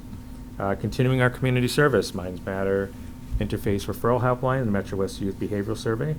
And continued use of grants and revolving funds to meet educational objectives and close operational funding gaps, which we would like to do less of, but we certainly are meeting our needs. Any questions? Where are we at on the curriculum refresh from the override? I remember during COVID, we put one off. Was it, what was it? The one we delayed was 5th grade and 8th grade social studies, because there wasn't a Okay. program out there. But I think we're back on track with that, because Desi is. We're currently applying for a grant for 5th grade social studies. Right. And it's through Desi, and it's actually Desi's curriculum, which is pretty cheap anyways. And we're already in 6th, 7th, and 8th grade using some social studies curriculum already. Okay. And we met all of our other objectives for curriculum refresh Next year's music, Right. And then. K-12 music. from the, are you from, sorry, are you from override? In the override, we laid out a series of I have a curriculum spreadsheet refresh. from Alec, Dr. Yes. Wyatt. Yes. Yes. Where are we at with that? Next year's music, Yeah. K-12 music. We're ahead for the health and wellness because it was supposed to be next year was 6-12 and this year was 1-5 or K-5. We're actually gonna do K-12 this year because we have a couple extra dollars. The multilingual learner curriculum is already getting written and in place, so we're not worried about that. 2 years from now is ELA, and then 3 years from now is math. And social studies. Social studies will just keep on getting added on to 4th grade to 3rd grade. So 3rd grade history, social studies is for next year as well, because we're waiting for Desi to release the curriculum. You're waiting for Desi to release the Yeah, curriculum? they're just getting finished up with 5th grade right now. Okay, Right. but financially, that's in our plan, that's in our budget? Yeah, it's in our plan, but Desi's curriculum is actually pretty cheap compared to the other ones. So, and they're offering grants for it, so we're writing grants for it right now. Okay. Right. So. But it is financially planned just in case. Right, so the override, the promise of the override was that we would have money for curriculum Right. each and every year, so we have a curriculum cycle Right. that we're using. And we never We're had coming one. at the end of the cycle, and it's gonna start up again with ELA, which was the first one in Thank you. 2 years. Right. And I knew that we had pushed one off during the COVID. I don't know what you call COVID, other than Yeah, COVID. we. Era, the Right. COVID era. Right, the COVID And so I just wanted to make sure post-traumatic that was. stress. Yeah, I just era. wanted to make sure Yeah. that was still included and that just didn't get dropped. Because again, we do have a history of pushing off. Yeah. So, I Curriculum still refreshes put in it in the general budget, so it's education. in the budget that Matt put through. Right, and we should be, I mean, the main thing with social studies is they put out standards, and there wasn't any curriculum out there that, because Mass has its own standards that nobody else in the country has, And so no one's writing a book for it, so now eventually Yep. Desi has said, well, I guess we better write something, so here we I'm go. glad we don't have So, the and same that's social taken a studies couple of years, standards. but. So, I made a snarky quip that I'm not gonna repeat. So as long as JJ, as long as that is on Yes, there, so that we'll have, we're in a generally, full yeah, curriculum yeah. refresh cycle, Yes. it's included in the budget, that's really It's what I was included in the budget. asking. I made sure, because I remember your comment from a while ago that we are keeping that in the Yeah. budget. Thank you. Right, so you are finishing the first 5-6 years of that, and now we are starting. We're starting again. It's kind of like being on the Stairmaster. We're back on step one with And the ELA. There's the budget Yeah. accounts for the. Yes, Yeah. it's in the Yeah. budget. I yes. mean, I'm joking about this, but we talk a lot about academic achievement. Right. And like it or not, MCAS is the quick, dirty, easy measure of academic achievement in the state. And if your curriculum doesn't match what's being tested, you will never achieve high test scores. It's impossible. So, and again, as somebody who was here at the beginning of the override, that curriculum refresh cycle is incredibly important to make sure we put in the budget. It's not something that we can sacrifice. It's not a nice to have, it's a must have. So during that, we had said 300,000 per year was the amount Yep. that we had advocated for the curriculum refresh. And I totally understand what you're saying, Joan, support it fully, but the realization people need to understand is that the override funds are over after FY24. So we need to find a way to fund that 300,000 going forward to keep that cycle going, you know, to your point. Correct. But isn't that what your question was? Is that? Yes. That's included in this budget? The recommended budget. Right, but I'm just saying that. After this year, after 2025. No, 2025 is the first year without an override, without the override funds. Right, but Well, the- no, I mean, my taxes didn't go down. I mean, we're still, it's a Right, permanent it's increase. permanent. Yeah. No, I understand that, but I'm just saying, like, in terms of the pledge, in terms of what we said would definitely be in the budget. That 300. And it should, and it should continue, that 300, Mhm. based on the fact that now, the revenues are up. Yeah. It should continue. No, I understand Yeah, that, yeah. yeah. It should just always be in there because. Yeah, our standards You should might- go down. You know, as time goes on, it might not be a hard 300,000 every year because music might It will go up. be 250. Well, no. Because But- at least 1.83% or whatever the state is Just 1.3. it's estimating inflation's gonna be next year. Very achievable. Very Oh cranky my about that. JJ, would you be able to reshare that spreadsheet? Because I know Dr. Wyeth had shared it with us before, but just so we can see. You if don't any have it? updates. I will find it right now if you really want me to. I will share it with you. I will share it with you. I thought you had a paper copy sitting there right now. So- And I will bombard you with everything I find like I do Mr. Wells, if you really want me to. I will share with you. JJ's fairly quiet, but when he does say something. I know, right? One of the things I had noticed in the all-ask budget, which I think maybe was just a miscommunication, Mr. Quigley had requested the curriculum refresh for health and wellness in the FY25 budget, but it is actually covered in this year's budget. Well, yeah, because it was supposed to be K6 this year. Yeah. Or K5, whatever, and then 6-12 next year. Okay. After we got the quotes, we found out that we still had enough money in this year's curriculum budget Okay. to do the full K-12. Okay, Love so it. that is something that we are able to Yeah. do in FY24. Yeah. And would you just remind me, is world language in the curriculum refresh? It is in the curriculum refresh for 2020, or for FY28, That far away? according to the spreadsheet, yes. According to this Because spreadsheet. didn't frameworks just change a year ago? But you have to keep it on the cycle, right? For world language? Yeah. I- Pretty sure it did, because when we were visioning, doing all those visioning sessions for the Coakley at 5 through 8, Mrs. Durain had mentioned that the frameworks had changed, and I had those too, I can find them. Because it was impacting like the modeling and the staffing at the Coakley, and then we never like really looped that conversation. I'll talk with Jess Kaplan and get some more Yeah. information on that, but, Okay. but it was slated in the spreadsheet for FY28.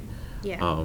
If we need to move it for some reason, it's actually not projected to be a higher cost than other curriculums, so Okay. there might be feasible since we're like not doing 6-12 next year for health and wellness, so. Okay. Just wonder if we should look at it, especially as we're still trying to figure out the staffing piece at the Coakley. And Yeah. Mhm. I think maybe like the release of the frameworks happened after Alec had that spreadsheet. Yeah. So, Just, when's the last time they did one, though? for language, like if they just did one, you have to go I to- don't think they've done it. They're since not I've on the been spreadsheet here. right here. They're not on the spreadsheet for earlier. Like, like FY, and I have it from FY '23 on. So Yeah, have I don't think 22. I don't think it's been done since I've been in this seat. No, we started with, yeah. Okay, Yeah. just wanna- So the elephant in the room, It isn't in here. 9.9%. No, that looks like a big old increase. Is that something that's? Before we go down the path of the elephant in the room, I just want to say that I thoroughly appreciate and enjoyed, in my very nerdiness, the way that this conversation just unfolded. I think that honestly, this is one of the best budget discussions we've had in a long time, and I just want to thank everybody and recognize that before we go into the next really hard part of the discussion. And people at home should understand, like, you know, these are our working meetings. You know, we don't have a chance. In subcommittee we do, but as a full school committee and with our admin team, we don't have a chance to say all this and think all this through. So this is how, you know, we may say things that maybe we ultimately don't end with, but we need to be able to talk about it and work through it, and I just appreciate it unfolded in the last hour. But now, Joan, back to your elephant in the room. So Joan, Show me the money. technically, like I said, last year was also 9.9. When we did get the spreadsheet Great, that we talked so about we're at set. the last, but, well, no, I mean, we also had more revenues last year, I believe, than this Yeah. year. So we did that spreadsheet that we did when we got initially at BBC, and we kind of walked back from a little bit. The funds, I think, minus the transportation, were actually where we had kind of done all that craziness to not have it be part of our base budget, were rolled into our base budget for FY '24. And the idea was to build on that base of the 9.9 that we got last year. So just as a kind of framing conversation, so like what we needed to get to this year was 9.9% higher than FY '23. So it's actually not, I mean, and we're still feeling the crunch. So it's actually not that huge of an increase, in my opinion, based on the needs that we have. Right. But Because we're rolling in expenses that were previously covered by a grant and expenses that were previously Yeah. covered by the town. Well, right, and then In the terms of nine, and special then, ed, and then right? the 9 point, and the thing to keep in mind, we were pretty sure that we were gonna have to not have that, it was, I think the base was it was like 3.75, I think, is what we assumed the base was gonna be, a 3.75% increase. 52, am I saying that right, Teresa? 52 million was what we thought the base budget was gonna be, that we were going off of. So we would actually be like way higher than 9.9 if we were going off of that. For this year? Unfortunately, yeah, remember, Yeah. if we took out the 9.91 from last year Yeah, I know and you're and just went to the asking base, me. it was like, I can't remember exactly what it was, and you got that spreadsheet. Well, I know I said that at BBC, and then everybody's like, "Why are you bringing that up?" But I was just, Teresa's like, wait a minute, just so I'm clear, I'm like, but shut up. I was just trying to be very transparent, is what I was trying to do. So, where is that spreadsheet? It is on my computer somewhere. It was But- like well, 50. But It was like but 2 million less, right? 2.5 million less. I think so. Without rolling in the article money. It was like 2.5 million less. So that is exactly where I'm going with it. I Yeah. just want to kind of want to frame the discussion, that, actually, we're quite a bit higher than 9.95% of that number. So we have, but 9.9% increase, it really didn't, I mean, it wasn't a giant jump for FY '24 either. It just kind of got us the bare minimum because of all the things that are changing. The out-of-district placement, you know, the 14% inflation craziness that we were dealing with.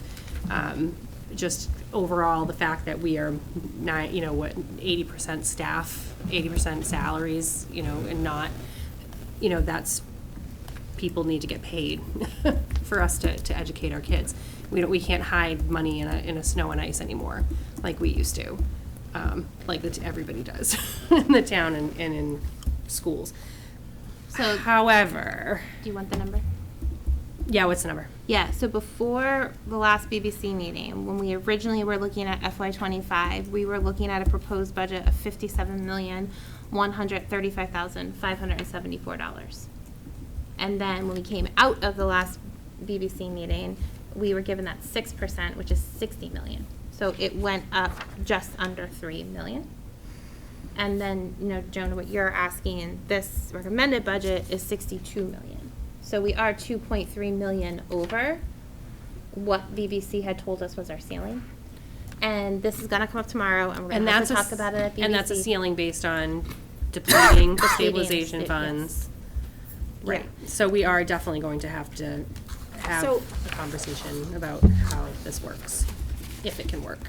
And just real quickly, and sorry, Keith, if you look back at Matt's slides on the third slide, so BBC asked us to do 3 things: a level services budget, a 5% increase, and a 6% increase. I don't think anybody at BBC, myself included, or Dr. Thompson, expected that the level services increase was going to be a 13.6%. I think that caught everybody off guard, and I think that's going to be a huge discussion point tomorrow as well. I think people thought like your level services, and then you'd be able to grow your budget with the 5 to 6% Yeah, they were thinking like a growth. zero, like. Yeah, but as you can see on this, that just is not where this started for all the reasons that Mr. Wells explained to us. No, and I think the most impactful slide is definitely gonna be the one where we talk about, what, you know, starting, you know, at a 5% with the out of district and things like that, that we're already at that disadvantage. I think the thing that we might have to, like, discuss, because it is gonna look to some as if our out of district is going down a bit, because we have 5 less in FY '24 than in FY '23, but I think we need to be clear that several of those placements are now a much higher cost placement than we had before. Yeah, so, you know, residentials are not cheap. So if we were saving money by going to a collaborative, and now we are nowhere near saving any kind of money, that those 78 students are costing way the hell more than the 83 were. The 6 or 7 that we have will inherit next year, and the 2 to 3 that are changing placement to a residential placement are driving most of that. Yeah. So I think that's one of the things we're gonna have Yeah. to definitely push in the So- meeting. Does that have to do with the huge gap between what the level service increase and what the superintendent's recommending? Like, what are we losing? What are we not funding between that 13.6 and the 9.95? It's more circuit breaker, right, really? Well, is- It's mainly a larger application of circuit breaker up in the top yellow section. And then some reductions that we kind of went through and said, there's some stuff to grab, but there's not a lot of stuff left to Yeah. grab. You know, we Right. can't, like, we can't take discretionary spending and say, we're gonna cut it in half, because it's barely supplying them what they need right now. Because we're 80% salaries. Yes, Right. yep. I was curious how we were gonna cut sub. Substitutes, so right now, it's tracking pretty close to what we're recommending for the budget. If you take, you know, what we spent this year and bring it forward for the full year, we're gonna be very close to that. Right now, with the 40,000 pulled out of that, it's like 362,000. We're tracking right in that 360, 365 range right now, is, well, again, as long as nobody gets really ill and a lot of subs get called in. We should be pretty close in actuals at that. But again, every year is just so different with substitutes, if we can get them. Well, I got a fabulous alert today. It said the CDC is gonna be you're not gonna have to quarantine anymore if you test positive for COVID, and so. That will help with That will chronic help. absenteeism. That's kind of what I'm thinking there. They're re-looking at the whole, at this point, it's the flu, it's a cold, you've gotta, like, Yeah. we can't keep treating it like it's not another version of the flu, because it's not killing people anymore right now. Kind of is, It is killing but that's a people, whole other but can of worms. Yeah. Just not. Well, no, it's now, well, I could ramp up like any No, other. but logistically, I The flu understand. what kills you're Yeah, people. the flu, that's what I'm saying, it's, at this the flu, point, yeah. we're at the level of flu. But I mean, it could change, that, we know that these In things previous could change. iterations of this board, we have decided and that we follow the medical advice. Oh, of course, that's why I just said the Yeah. CDC, Yep. I just, We don't need to CDC. know. Okay, so Personal opinions don't matter. I because absolutely, no, none of I'm us are saying, doctors. I'm giving the Are background not as real to doctors, why, as my kid says. the background as to why the CDC is starting to come to that Yeah, decision. no, that makes sense. I also follow whatever the experts say. I am not a physician, I am not a virologist, I am not an epidemiologist, and I don't want to be. Nope. So, So, Matt, you had read, this was on the next slide, so what is, the difference is being made up with circuit breaker funds, reduction to select supplies, materials, and PD accounts. Yep. A $75,000 reduction in district-wide hardware budgets, and a $40,000 decrease in the daily substitute lines, which was what y'all, Yep. this, how we got in that conversation. But no reduction in staffing levels. Yes. Yep, so So this, we're just a little uncomfortable in some of those areas, but that's how you made it work. yeah. So you know, having the conversation tomorrow then, because we're 2 million past what sort of a request was made, then the conversation becomes, well, I'm assuming we've cut what we feel like we can cut without having programmatic or staffing impacts. Well, Correct. some of these are programmatic impacts, Yeah. but staffing impacts particularly, just to be clear, right? Yeah, We were and asked- again. We were asked for 3 budgets though, right? A level services, Yep. a 6%, and a 5%. Yeah. So we're not actually technically over anything. Our recommended budget actually comes in Well- under one of those. Right, yeah. We don't, Nailed it. Technically, we were asked for a level service budget, and we came in under that. Yeah. I would say, we were asked for the 5, we were asked for the 6, we have price costs in there, but I don't think we have how we would get to that. No, but to Joan's point, that's very good, because I was wondering how we could frame this tomorrow. I like that, actually. So, We BBC were not asked given us the for, total. they asked us for a They- level services budget. It came in higher than any of us thought it would, but we Mhm. already did the fiscally responsible thing of how do we walk that level Exactly. services Yep. budget back closer to 6%. Exactly. So now, if anybody from BBC is watching, you know what I'm gonna say tomorrow. Yeah, I mean, I don't think, we weren't given a cap. We were asked for 3, We weren't given a cap, but it was also said that 6% was the highest we could go. but if everybody knew what everything was gonna be, why were we asked for a level services budget? We did. We didn't Exactly, think, 'cause no one nobody thought knew. it was gonna be. Because nobody knew, that's my point. Nobody thought it would be anywhere We close to now 6. have data for a discussion, Yes, is my yes. point. Absolutely. We now have data for a discussion. So So after it's more- tomorrow's meeting, Dr. Thompson, you next week have some work to do with your admin team and Mr. Wells and continue to prioritize and reallocate and work your magic. And then we have the budget workshop on the 28th where we will get the next version of whatever that is. And then continue to work on it Mm-hmm. based off of our workshop and the guidance of BBC. Is that accurate? Yep. I have one additional question that has nothing really to do with the budget that Mr. Wells prepared, but just as you go back to BBC, I still remain concerned about what happens if special education English language learner, if those costs increase beyond what we've projected in this budget, the conversation that we have with the town.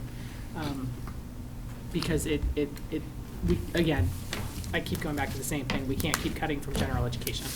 And so I really appreciated the approach that we had where we had the special ed stabilization fund, because I love stabilization funds, but some sort of treating it as a shared cost, similar to benefits. Because it is something that's similar in that it's relatively unpredictable. The prices are set by other people, Yep. and we have to do it. Yeah, I can definitely see the wisdom in doing that. There is some student privacy issues that might come into that, and there really can't be any conversation about it because otherwise you're violating someone's civil rights, so. I'm not talking What do you about mean? student by student improvement. I'm talking about just making Yeah, sure but that if we there's have, conversation. but if we have someone who comes in and it's a shared cost, out of district shared cost, then we're gonna have to say, we need X amount of dollars for X school. And that's going to, That's what we've been doing this whole time. Where basically, Lori's come to us and said, I need paras for this, and we say, okay. yeah, but that's, no, well, maybe I'm misunderstanding. I thought we were talking about out of district costs being not in our budget, but a shared cost. No, I'm talking about Oh. if we, extraordinary circumstances, if we hit, Oh, okay. if we go over and above what is budgeted Mm-hmm. by a tremendous amount, how does the town, having that conversation now, rather than waiting until it happens about how we're gonna deal with that as a town, Okay. to ensure that our school system stays intact for all students, general education, curriculum refresh, special education, language learners. I think, I think I mentioned this last time too, that it kind of goes it goes back slightly to one of the ideas that everyone like really freaked out about was thinking about special education as a third budget. And again, I think people get hung up on the legalities and no one is saying to actually segregate it into a third budget. Yeah. No one's saying to actually make anything a shared cost, but to frame your mental picture of it around that makes that budget more responsible of everybody and has to get funded Yep. before we then, and then you're not taking away from the general education because it's just a way of thinking about it, but Is there a at the same, but when we want to do. I'm not sure that will result in that kind of thinking, but. I think that you're right, that the not tricking it, but the negative to that is then people are stigmatizing it, exactly. So it's, Yeah. but to Joan's point, financially, it's actually a very smart way to think about it if it didn't have the stigma attached to it on the other side. But as a reminder, line item authority is ours and I'm ours not only. suggesting But that- the minute you give it up to shared costs, you lose that I just said it would authority. not be an I will official, never, ever, I ever vote never for said, I just said specifically, it would not be an official, like, MOU shared cost type thing. So that, And it can't be. And I said like shared cost, not it would become a shared Yeah. cost, but in the same way. This is where people like, This, like, in the same way go that, like, in the same way that we would never say, oh, health insurance went too high from, who is it, GIC this year? We're cutting health insurance for all of our employees, right? That's ridiculous. We would never do that. We would never say that. But health We need to insurance- have the same type of mentality around special ed went up this year. We can't just say, oh, well, crap, we're not gonna fund that, or, you know what, we're not gonna give people. like, if we have a bottom line number that is special ed, that we are mandated to spend, and it's gonna kill the entire budget, like, that's a Right. conversation we should be able to have with the town to help us Right. fund that. That's But what the I'm saying. mechanism is in place. You go to town meeting on a warrant article. I would prefer it if we had some agreements in place similar to how we had with the override around that. With the override, special ed felt much more like a shared cost that the town was committed to as a whole than I'm concerned about what that looks like with this. No, I'm And what I concerned with it understand too. happened prior to the override in terms of how our budget got to the position it was in. And I may be wrong in my understanding of how the budget got to the position that I'm in. But I'm just saying, I'm not suggesting anything specific. I'm just saying, I'd like for us to think about some of these mandated costs in the same way we think about health insurance or retirement costs or those types of things. They're required, they're important, they're beneficial, they're important to everybody, it's the whole town's responsibility to take these pieces on. That's all I'm saying. In the same way, if our health insurance goes up, we don't, say, oh, well, our people are gonna have to, our town municipal employees are gonna have to go without computers this year. No, but health insurance is a shared cost, and if your shared costs go up, less money comes to your other budgets. Yep. And I'm saying I'm not comfortable with that in the same vein as special ed. I also think we need to talk to MAC and council and Desi and Jay Sullivan before we get into, because this is something that BBC wants to talk about, and it is proposed that it be treated as a shared cost. And I just Well, I think think we that's- have to do a lot of our research. I don't think we have to do any research, we just say no, that's a hard no. Like, honestly, that's a hard no, there is no shared cost with it. But, so I don't think we have to go talk to anybody about that, that's something. Because they're saying they would decrease our overall budget. That wouldn't be because of legal. that? That wouldn't be legal. That's Yeah. illegal. I mean, that Okay, wouldn't why be. are they proposing But it it if should, it's illegal? but let's be fair. It should decrease everyone's overall budget across the entire town if we have to fund. Well, what we really just need to do, and we're getting off topic for tonight, but we have to frame the whole town budget as equity-based budgeting and needs-based budgeting, things that we keep saying we want to do in the district. Exactly what I just said. I think we have different mechanisms of how to get there, and I feel really protective over the authority of a school committee that And- I'm and- not and I think that's willing where- to relinquish. Right, no, and I think that's where, like, I think you're reading way too far into what I'm saying. Yeah. That I'm not suggesting any kind of mechanism, period. But exactly what I was saying is what you're saying. We're saying the exact same thing, and you stop there, no mechanism. Got it, perfect. Like, that's it, like, I had no suggestion for You're talking mechanism about at a all. framework for the I'm talking about a conversation. thought. Yeah, right, and I'm just, not talking about an actual exactly, now mechanism. you just said it way better than I was saying, an equity-based budgeting, and that's where we're not there. No, definitely not. It's just kind of like, here's your chunk, you equity-based budget. Yes. And that's not working. In this It's not gonna case, keep working. What you mean is the needs of the school, equity being a budget based on what the actual need is, as Right. opposed to a blanket, Yeah. blanket number. Yes. Formula. Yeah, a formula, like, you That's- can't go above 5%, well, Right. whoa. Well, that's, what is that, right? Okay. Yeah, okay. Right. I'm glad we were thinking the exact same thing, but in totally different terms. Yeah. So, just real quick, Dr. Thompson and Mr. Rose, can you get this slide deck to BBC so they have it for tomorrow? Yeah, and we'll bring printouts too. just 'cause Okay, yeah. I don't just in trust the case. technology anymore since last Wednesday. Yeah. Thank you. Yeah. All right, anything else on budget? That was plenty. I was doing it, please no. All right, so the next item is long-term agenda review. As you know, it is in our policies to review our long-term agenda once a month. I'm going to try to be very short with this, and as usual, if there are things that need to be added, please add them or suggest or let me know. But anything glaring we need to talk about tonight? Can I just, in a 1 minute, recap some emails that I sent? Because I know everybody's really busy and emails can be missed. So from the January 24th meeting, we had to postpone some stuff and just wondering when it's going to come back on. That was the wellness curriculum update, the visual arts curriculum update, more details on objectives 3 and 4 in the strategic plan, and Dr. Frazek coming for Project Lead the Way. So those were on the agenda for 124 and all had to be bumped. And then just looking for scheduling out updates on the student services audit as well as the elementary task force. Dr. Thompson, you shared like a presentation. There seems to be some timelines embedded in there, but I'm wondering if we can just get like a formal discussion here of what to expect. Well, I also need to schedule a meeting with the consultant, because she has questions and stuff, so I gotta, Okay. that probably should happen first. Okay. And then we'll need the last quarterly report on the strategic plan at some point in the spring, so just a reminder on that.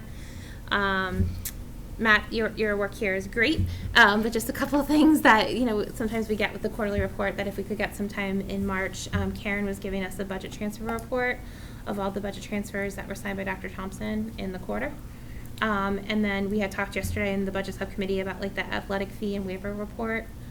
We haven't yet gotten that, so for the fall and winter athletics. And then. Should be good timing, because we're gonna do the winter athletics and fine arts recognition at the next meeting, Yes. so. So that aligns. That aligns. And then, for our budget workshop on the 28th, some of the things that we started to talk about today, if possible, to get more information. So if we could just have access to whichever document houses the spending plans for the grants, I think that would be helpful for us to get a handle on. And then the enrollment projection grids for 24-25. And then if we could talk a little bit more about Medicaid reimbursement, specifically, I know it can cover nursing, OT, speech, and PT, but some of those positions are currently in grant funding. This is for the budget workshop. Yes, I'm asking for this to be on for the budget workshop. And my understanding is that because they're grant funded, we can't file for reimbursement. And if that is true, I'm just wondering, what are those positions, what are those services? And maybe this is not accomplished in FY25, but I wonder if there's a creative way to move things out of grants so we can get the reimbursement, but then move other things into the grant. So those are 3 things if we can talk a little bit about on the 28th. I think that would be helpful.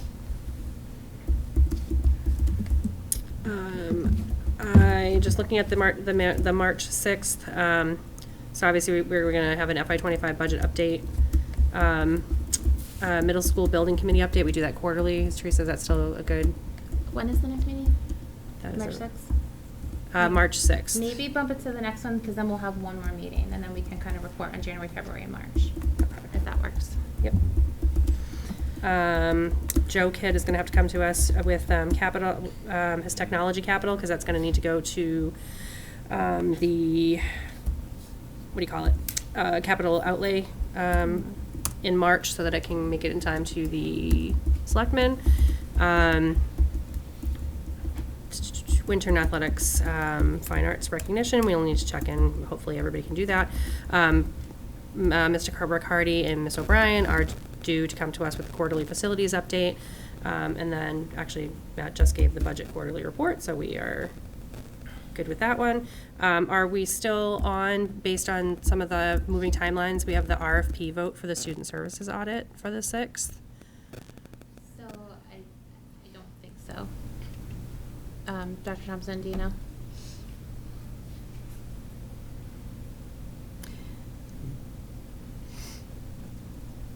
So we'll have the draft for the end of February to be reviewed. I don't know if it'll be voted on for the 6th, but probably the week after. The week after? The meeting after. Okay. Yeah. So Does that'd be that the sound 20th. reasonable? For the RFP vote on the student services, not for the second week in March? Yeah, but that's, But you all could. yeah, we're gonna have to Yeah. continue to work, but the draft probably wouldn't be done till the beginning of March, Mhm. so. Okay.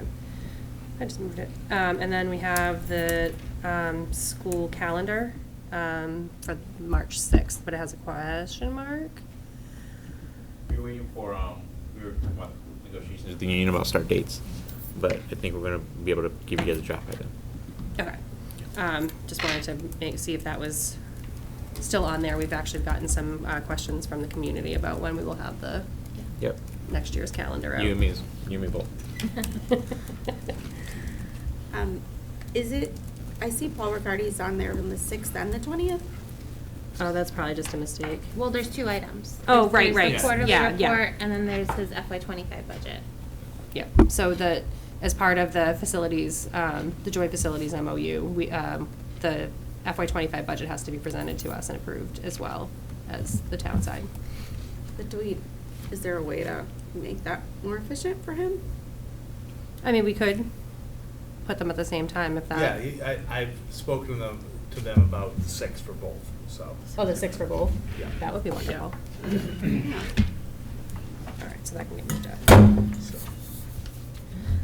Okay. And then. Just in terms of stuff that was pushed, and what jumped out at me was the curriculum refreshes. When do we think, if it was pushed from the 24th, that we would be able to look at that? I know these are getting crowded, but. No, it's not too bad. I guess just because budget ends up taking up most of our conversations Right. during the month of March, but, I guess that is up to. I'm just asking what makes sense, or like. I know- JJ, did you, we'd I- have to check with, I met with both Ryan and Lawyer already, and we will be ready to go when you guys to hear it. all right, we should probably just check with Ryan if he can make it, like sometimes. Yeah, I think it'd be based on his availability, but like Yeah. we've been talking back and forth to make sure we're having numbers and all that stuff ready to go. Okay, yeah, so we could check with Ryan, quickly and see when he can come, to one of the meetings in March, and we can get that done. I think, the project Lead the Way with Margot, she has been quite busy with some other things, so I don't know when, we'll just check with her, maybe that's something later in the spring. Yeah, I don't Yeah. know, it was just on the agenda, so Yeah, just. yeah. Yeah. I didn't put. it I mean, on I the wanna hear agenda. about it, I think it's a great program, but, Right. Did she need approval for anything, Dr. Thompson, or was it just an update? No, I think she wants, well, we have the grant from the 1-8 Foundation, which is Yeah. the funding source of Project Lead the Way. Yeah. To Project Lead the Way middle school math, Yeah. make it more interactive and engaging. I think she wants to give an update on that as well, so. Okay. yeah, so we'll definitely find a time to get that in. Yeah. And then, yeah, the strategic plan objectives 3 and 5, we'll need to find a spot to slot that in. But that is the next meeting, and then we talked about the budget, but is there anything else people wanna toss on there? No, I mean, depending on how things unfold tomorrow and at our budget workshop, I mean, it could be another hour both nights. depending Exactly, on that's. where we are, so That's I why I'm would- trying to keep March yeah. light. Yeah. We Yes. get it, we unfortunately get ourselves into the bad habit of putting a bunch of stuff on there, appearances and things, and then, and then, of course, Mr. Kerr will need to come back next for the end Yeah, away, so. he's scheduled to come back on the 6th. and Yeah. So we can The take triad thing taken care of. That is, that one is actually a repurposing of a club that has not been used for a while, so. Okay. Not 3, did I say 3M? I meant triad. Yeah. 3M makes adhesives, we'll talk about that in a minute. Okay. All right, I think that is good. If you guys notice anything else, let me know. Comments in there. I go in, usually I see Teresa's comments and then just add it. Thank you for keeping me honest. Anytime.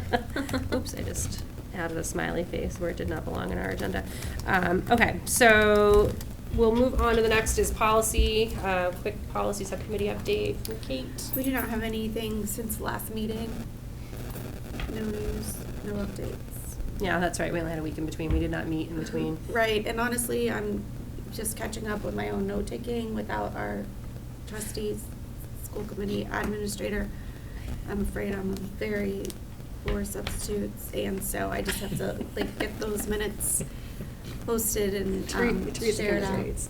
What's that? I'm Teresa I'm commiserates. 4 meetings behind, and as Dr. Thompson said, they're no longer minutes, they're hours. Yeah, similarly. Right, weeks, it's weeks for me. I was like, a month. Yeah. Actually, just for a quick update on that, we, I know Dr. Thompson and his team are gonna do some phone screening Great. of some of the candidates, and then Right, a Teresa. team of me, but yes, I will be phone screaming. It said 6 team in the email, I'm sorry. You Did did it say, say you did team? say You said, team, you you said, did. yes, you did. Well, there is Your no other I in team personality. unless it's just I'm a team of one. So anyways, but yeah, I'll be phone screening tomorrow, hopefully to get down to 2, possibly 3 candidates for Okay. 2 school members to sit down and Yeah. interrogate them.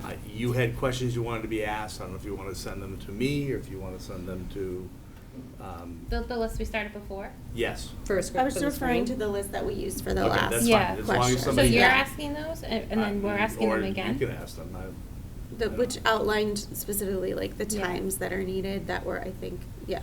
Yeah, I mean, maybe, yeah. Stuff that's screened versus stuff that's like, Yeah, yeah. I can look at that. I mean- You're talking to them tomorrow?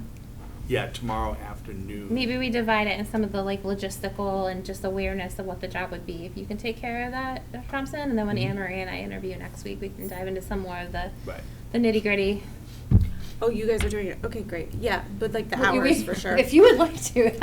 No, I did around. I'm good, but Yeah. I can too. I should Yeah. say. And then I will slot some time for the week after vacation to do a placement interview, final interview. Okay. With your final choice. And so hopefully, we're hoping, yeah, by the end of the month, we can. And just, I don't think it's very clear to the public what we're talking about. Sorry, I know, So that was we, like we really- lost our schools committee secretary in December. We've been without a secretary for 2.5 months. And Donna Dolliner, who's our clerk, and Priscilla Reardon, who is Dr. Thompson's chief of staff, have been amazing and have jumped in and done a lot of things with postings. But what Kate and I were referencing is, as the chair of the Budget and Policy Subcommittee, needing to pick up some of the organizational and minute typing, which is just really tedious work on top of many, many other things. Yeah, they also coordinate us in a lot of other ways Yeah. too, and link us to the Agenda keep- filler, right, people keep- chaser. Yeah. right, All the and important roles. a lot of important tasks and coordinating between Yeah. your office and what we're doing. Yep. and- Yep. So But we it are is not sorely a, but missing it is not a new position. No. It is one we already had, and it is only part-time. So, And we are sorely, sorely missing our previous secretary, so. I'm sorry, I stole your thunder with the policy subcommittee update, but since there really wasn't any. There really wasn't any. Thank you. Good update.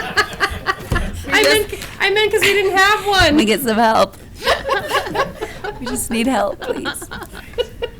We definitely all need some help at this point.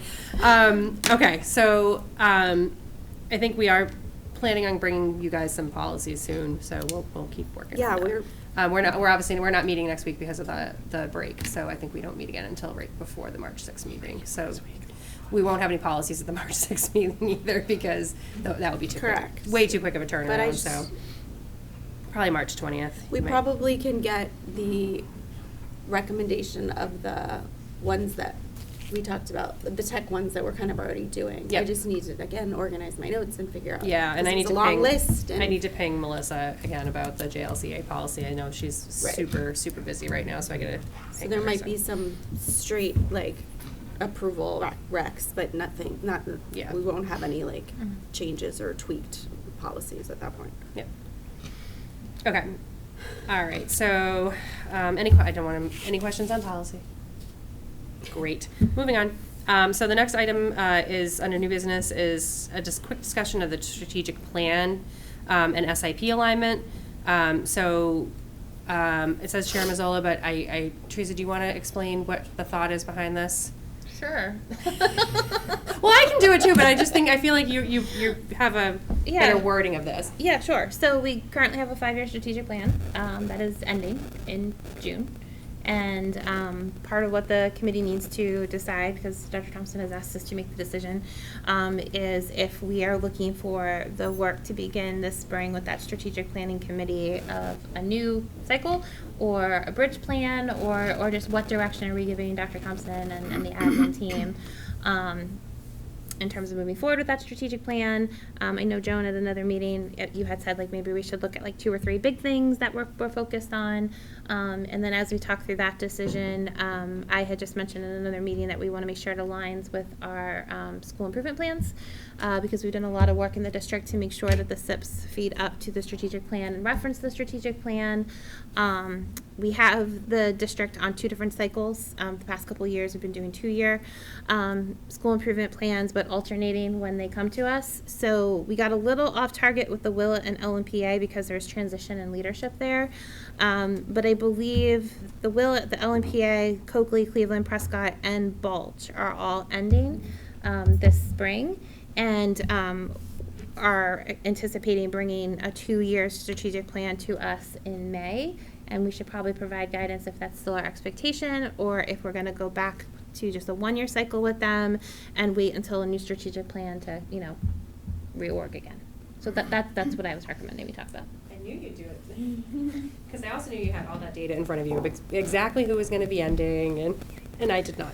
See, my typing I would be interested comes in in knowing, handy. what our administrative staff recommends and what our principals recommend, but I like the things that I heard in terms of Joan's suggestion about using next year to focus on things where we have momentum, things that are a high priority, and then it makes sense to me that we would just ask for 1-year SIPs, because we're obviously going to be going into a new planning cycle. But Yeah, so. anything beyond that from the admin team that makes sense, like we probably would want to hear that. Right, so you're gonna have a new superintendent who will be new to the superintendency. That person is gonna need to do an entry plan, need to figure out what the priorities from his point of view are, and then put those together. So, you could either choose 2 or 3 objectives and strategies and things that we have now that either we haven't done or we want to keep working on, and use that as a 1-year bridge plan to give Mr. Luff the opportunity to get his, as Joan put it, feet wet, feet under him, depending on where he is, his familiarity with what has been done and where we are. As far as the school improvement plans, if they're if they write a 1-year plan for that bridge plan, which is based on the previous plan, it probably would still be somewhat aligned, and those that are finishing up their 2nd year, still would have work to do to achieve all those things in their building, so it probably is not going to be that disruptive. Hopefully the next plan is not 5 objectives, maybe just 3. If you think back where this district was in 2017, 2018, there are a lot of things that, we need to build a building. Well, guess what? We're building a building. We need funding for curriculum. Well, we got funding for curriculum. So there's a lot that has been accomplished. There's still some things that we're going to, you're going to need to spend more time on, but that would be what those 3 are, Well, that's what I'm because- wondering, is who, Yeah. who can recommend, like, should we get input? I think it makes sense to have that proposed to us rather than us dictate what the things are that are part of the bridge plan. I would reconvene the committee that's been working all along. What committee? I'd like to make the recommendation that we look at the audits that we've recently completed over the past 2 years and select some of the low-hanging fruit from the audits as the bridge plan. Recommended by Emmons, that's fine, but we have, So well, we could include the DESI comprehensive review, but the information from the equity audit was included in the revised strategic objectives that we submitted last fall. Yeah. So that information is already in there. Yeah. what about the special ed audit? The one that we're It's not starting? It's not done yet, but when's it gonna be done? Well, that's what I was thinking too, like, there are things we already have in motion that we're That's what I'm gonna wanna saying. continue, the Yeah. comprehensive audit, the elementary study, and if you're looking at like our strategic plan, I mean, objective one, investment in resource allocation, that has to be a goal. I mean, come on, we just spent over an hour talking about budget, we can't get rid of that. For the facilities and operations, next year, there's still the middle school building committee work, there's still the Right. elementary study task force, right? And then, I forget where we put the student services audit, if it went under 3 or 5, it's on there 3. somewhere, 3. Mhm. So those are the things that we've already like invested in, committed, and whether we put them in a strategic plan or not, they have to happen. But I do think, Kate and JJ, like getting the feedback from the admin team on the other pieces that are in motion. Cause obviously, like, Dr. Galligan's still working on some pathways stuff that's embedded in his budget. And obviously you've got a ton of curriculum and instruction going on, and everything is still important, but we can't do it all, right? Dr. Thompson, we've been saying that for 5 years.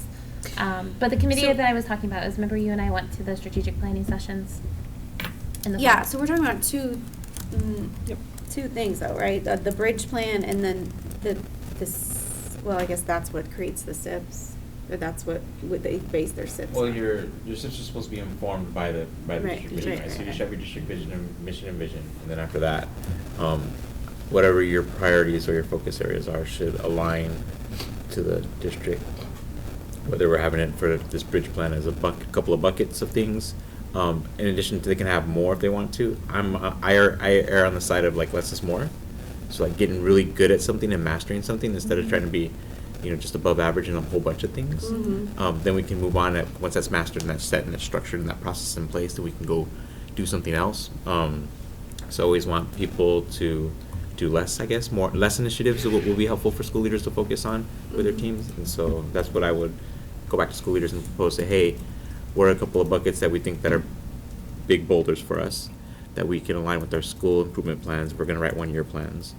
And with those 1-year plans, then we can write our desired outcomes and our strategic objectives and how we're gonna measure that, and then put a structure in place to continually refer back to our plans to use it as an adaptive tool to drive change versus a technical document.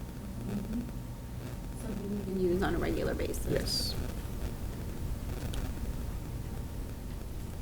So if we're talking about the first, so one piece would be, do we want to go with 1-year plans this year? And then another piece would be, what do we want to do about strategic plan? So I think those two taken need to vote? separately. Yeah. I would like, Okay. nope, go ahead.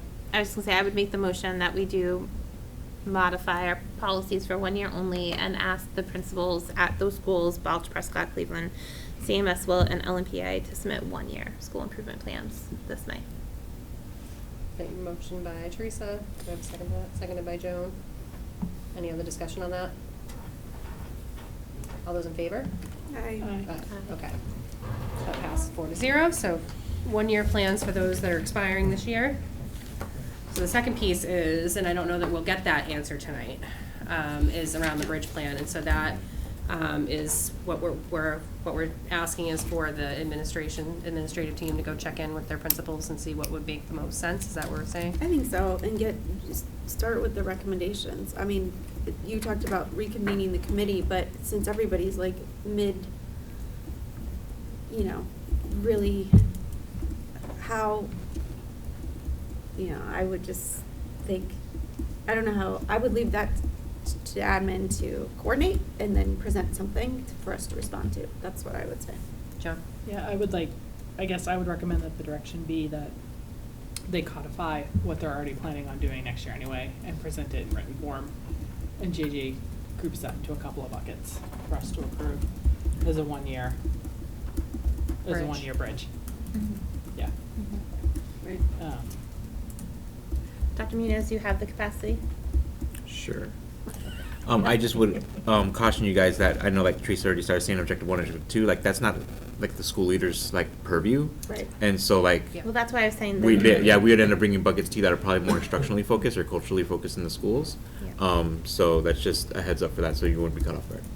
Well, and to me, that makes sense because all the other pieces are transitional right now, like Yeah. in terms of admin. So it makes sense for the bridge plan to focus on those school-based initiatives until we have a chance to reevaluate all the big chunks. Except for the things that are already in motion, of course. Right. Well, right, nothing's going, right, Yeah. right. And I would say a mistake that we have made in previous strategic plans is that we ignore the work that we are doing, right? Like, Well, we're that was building- actually just gonna be my point, Joan, because the work we're doing in 1 and 2 should, in my opinion, absolutely be captured, because we are doing it, and it does involve No, admin team. and it will, but I just don't think that they're gonna have this comprehensive overview of Yeah. 1 and 2 to be like, oh, here's what, Yeah. as a school leader, I'm gonna go ahead and just keep on, Yeah. But I think definitely we should pay attention to it as a district. Yeah. I'm not. Dr. gonna- Frazic is gonna probably have something related to the middle school building. Yeah. Right, and so like, my point is that we shouldn't ignore that just because it's something that we have to do. I'm trying to remedy past sins by projecting future. Well, I think you're also, I issues. think we're thinking, what you're thinking of is more of like is the SIP. Like, so the school improvement plan is what, like the building based. No, I'm not. I'm saying we shouldn't ignore things like we're building the middle school building. And if Margot brings that up in terms of, Well, yeah, because that is one of our current. no, Right. I'm not connecting it to the current strategic plan. I'm just saying, I gotcha. completely separate. Can we not ignore what we're currently doing and we're currently committed to do in terms of actual work, not in terms of the strategic priorities or those types of things, but in terms of the middle school? Like, we have to build a middle school, right? We're committed to doing the elementary study. We're doing a special ed audit. We have these things coming from other places. So I'm not saying making it more building based, but then somebody can fashion that into, and we can look at it and make connections to the current strategic plan to come up with Bridge. a new bridge, yeah. So what's the action is what I'm trying to get to. So the administrative team to go back and kind of just discuss internally what the, To make a Big- recommendation. I to make a think, recommendation, and then we. Yes. For us to respond Yeah, to, I and then think- if we Yeah. feel like it needs more or something, I don't know, then we can have The that initial discussion. line of thinking that I have right now, without having to think about it for very long, is I would go to school leaders and I would say, let's take a look at the current district plan. Let's take a look at our school improvement plans. What are we currently doing? What are we currently doing well? What are we barely doing? And what have we not started yet? And go from there. And to Joan's point, Margot is probably doing stuff, to what Joan just alluded to. How would that fold into either this bridge district plan or to her school improvement plan would be the question that we would have to have a talk. Right. Yeah, all I'm saying is don't ignore what's already happening. Okay. So when are we thinking we want to put this back on to talk about additional? Do we want to? Well, if Dr. Munoz is leading it. Well, yeah, that's kinda what my I'm- capacity question, like what is? 100%. Because we usually have the school improvement plans, but May. So we have would some need ti- to make some decision Yeah, so on we, this piece. yep, so we have some time, but not like a ton of time. But, We only have- but just remember, like, the school improvement plans have to be approved by school councils before they come to us. Right. And So some of the we need to principals have this- have, like, those meetings planned out for the whole year. So I think a lot of them do the school council meeting in March or April to be ready to come to us in May. Yeah, I think that one of the first steps is maybe I find out from the principals when their meetings are. Okay. And then then plan backwards from there. Sounds good. Okay. So maybe we could just put Dr. Munoz on our next agenda to update us on where we are and Sure. know how this work will Yep. pan out. Yep, sounds good. That sounds like a plan to me. Okay. As we were just talking about middle school, I forgot to tell you during the long-term agenda planning that AI3 and Compass and the Alan Slater want to come to one of our June meetings. Okay. I asked them to come to one of our June meetings because they're working on FF&E, fixtures, furnitures, and equipment. And I just thought the school committee should be informed of what those purchase decisions are, even though we don't have authority, like that's under the middle school building committee, but I thought we should be fully informed of the FF&E decisions that are being made, because once they're made in June, they're final. So one of our June meetings, we should put them on. Okay. Can we make a request that they talk about, there's a lot of stuff that we heard was value engineered out, and then we heard we got additional monies, but we didn't hear what got value engineered back in. We didn't yet get additional money. That process is still ongoing of trying to see if we're getting additional money. However, at our last meeting, we did add a couple things back in. Do you want me to tell you? It's not on the agenda, and I barely knew them. Yeah, really, really sexy things This like is only the- concrete sidewalks and granite curbs. This is the problem with having quarterly reports. Yeah. Yeah. So, that was added Well, I back sent in. you the material. Yeah, You do I- have the material. I have a history in residence life, and so I do get really excited about things like how far up the wall the tile goes. Yeah. Yeah, so. Yeah, they already fixed that. earlier. Yeah, that was Okay, early good. fix, All right, yeah. great. Yeah, so that was added back in. The, Yeah, we added the tile back in a while ago. snack shack. Well, No, that's a whole, Oh, That's- God, that's, really? uh, Again? where it's gonna be placed as an ongoing thing. Oh, for the love of God. Where it's gonna be placed, but it's still there. It's Well, still there. It's still there, yeah, that was, I don't that know was why I a can't find the pleasant list. surprise. Well, it's not for But the today, cost though. of It's building meant it to was be- like disgusting. Yeah. Like, back in the day when that was fundraised for, like. Okay. But Just- we're meant to talk about it you're asking to have an update in June. No, I'm asking for there to be a presentation in June Yeah, from so they'll come those to us in people June and on give the, us- on the FF&E And- decisions. And we'll get a quarterly But update Joe's on. asking for those details to be during that presentation. If they can. Well, no, look that at- would be before then, but, if you Why? look at the, Because we got the quarterly update from the because that doesn't MSPs. have anything to do with FF&E. Okay. But Joan, in the packet, if you look later at the alternate scope acceptance, that's what we agreed to add back in. And then I did have some questions to them that they're bringing at the March meeting, which is part of why Maria was saying bump it to the second March meeting, so we can report on this a little bit more, because there have been some things added back in, and there may be more added back in. So is that, So the second March meeting, we'll get much more Yes. info. oh, there's the March. I'm looking I at know June it. and it was listed there as an update. That's why I was just like, why don't we, again, add it together? But there's one in March, Yeah, sorry. that's Yes. Just the things that tend to get value engineered out tend to be the things that don't cost money short term, but end up costing a lot of money long term, so. I'm Joan, excited if you to see just look things at the go. paper, I'm not violating open meeting law. No, I'm just, that was just a general statement. No, I know, there's your answer, and I didn't violate anything. Because we didn't post it, so we can't have this discussion. Okay, we will move on. Where's the strategic plan? It is part of the strategic plan, Exactly. technically. It came up as like part of the conversation of the strategic plan. I like that. Anything else on the strategic plan SIP alignment? Are we good to move on to, okay. So actually, that brings us to consent agenda.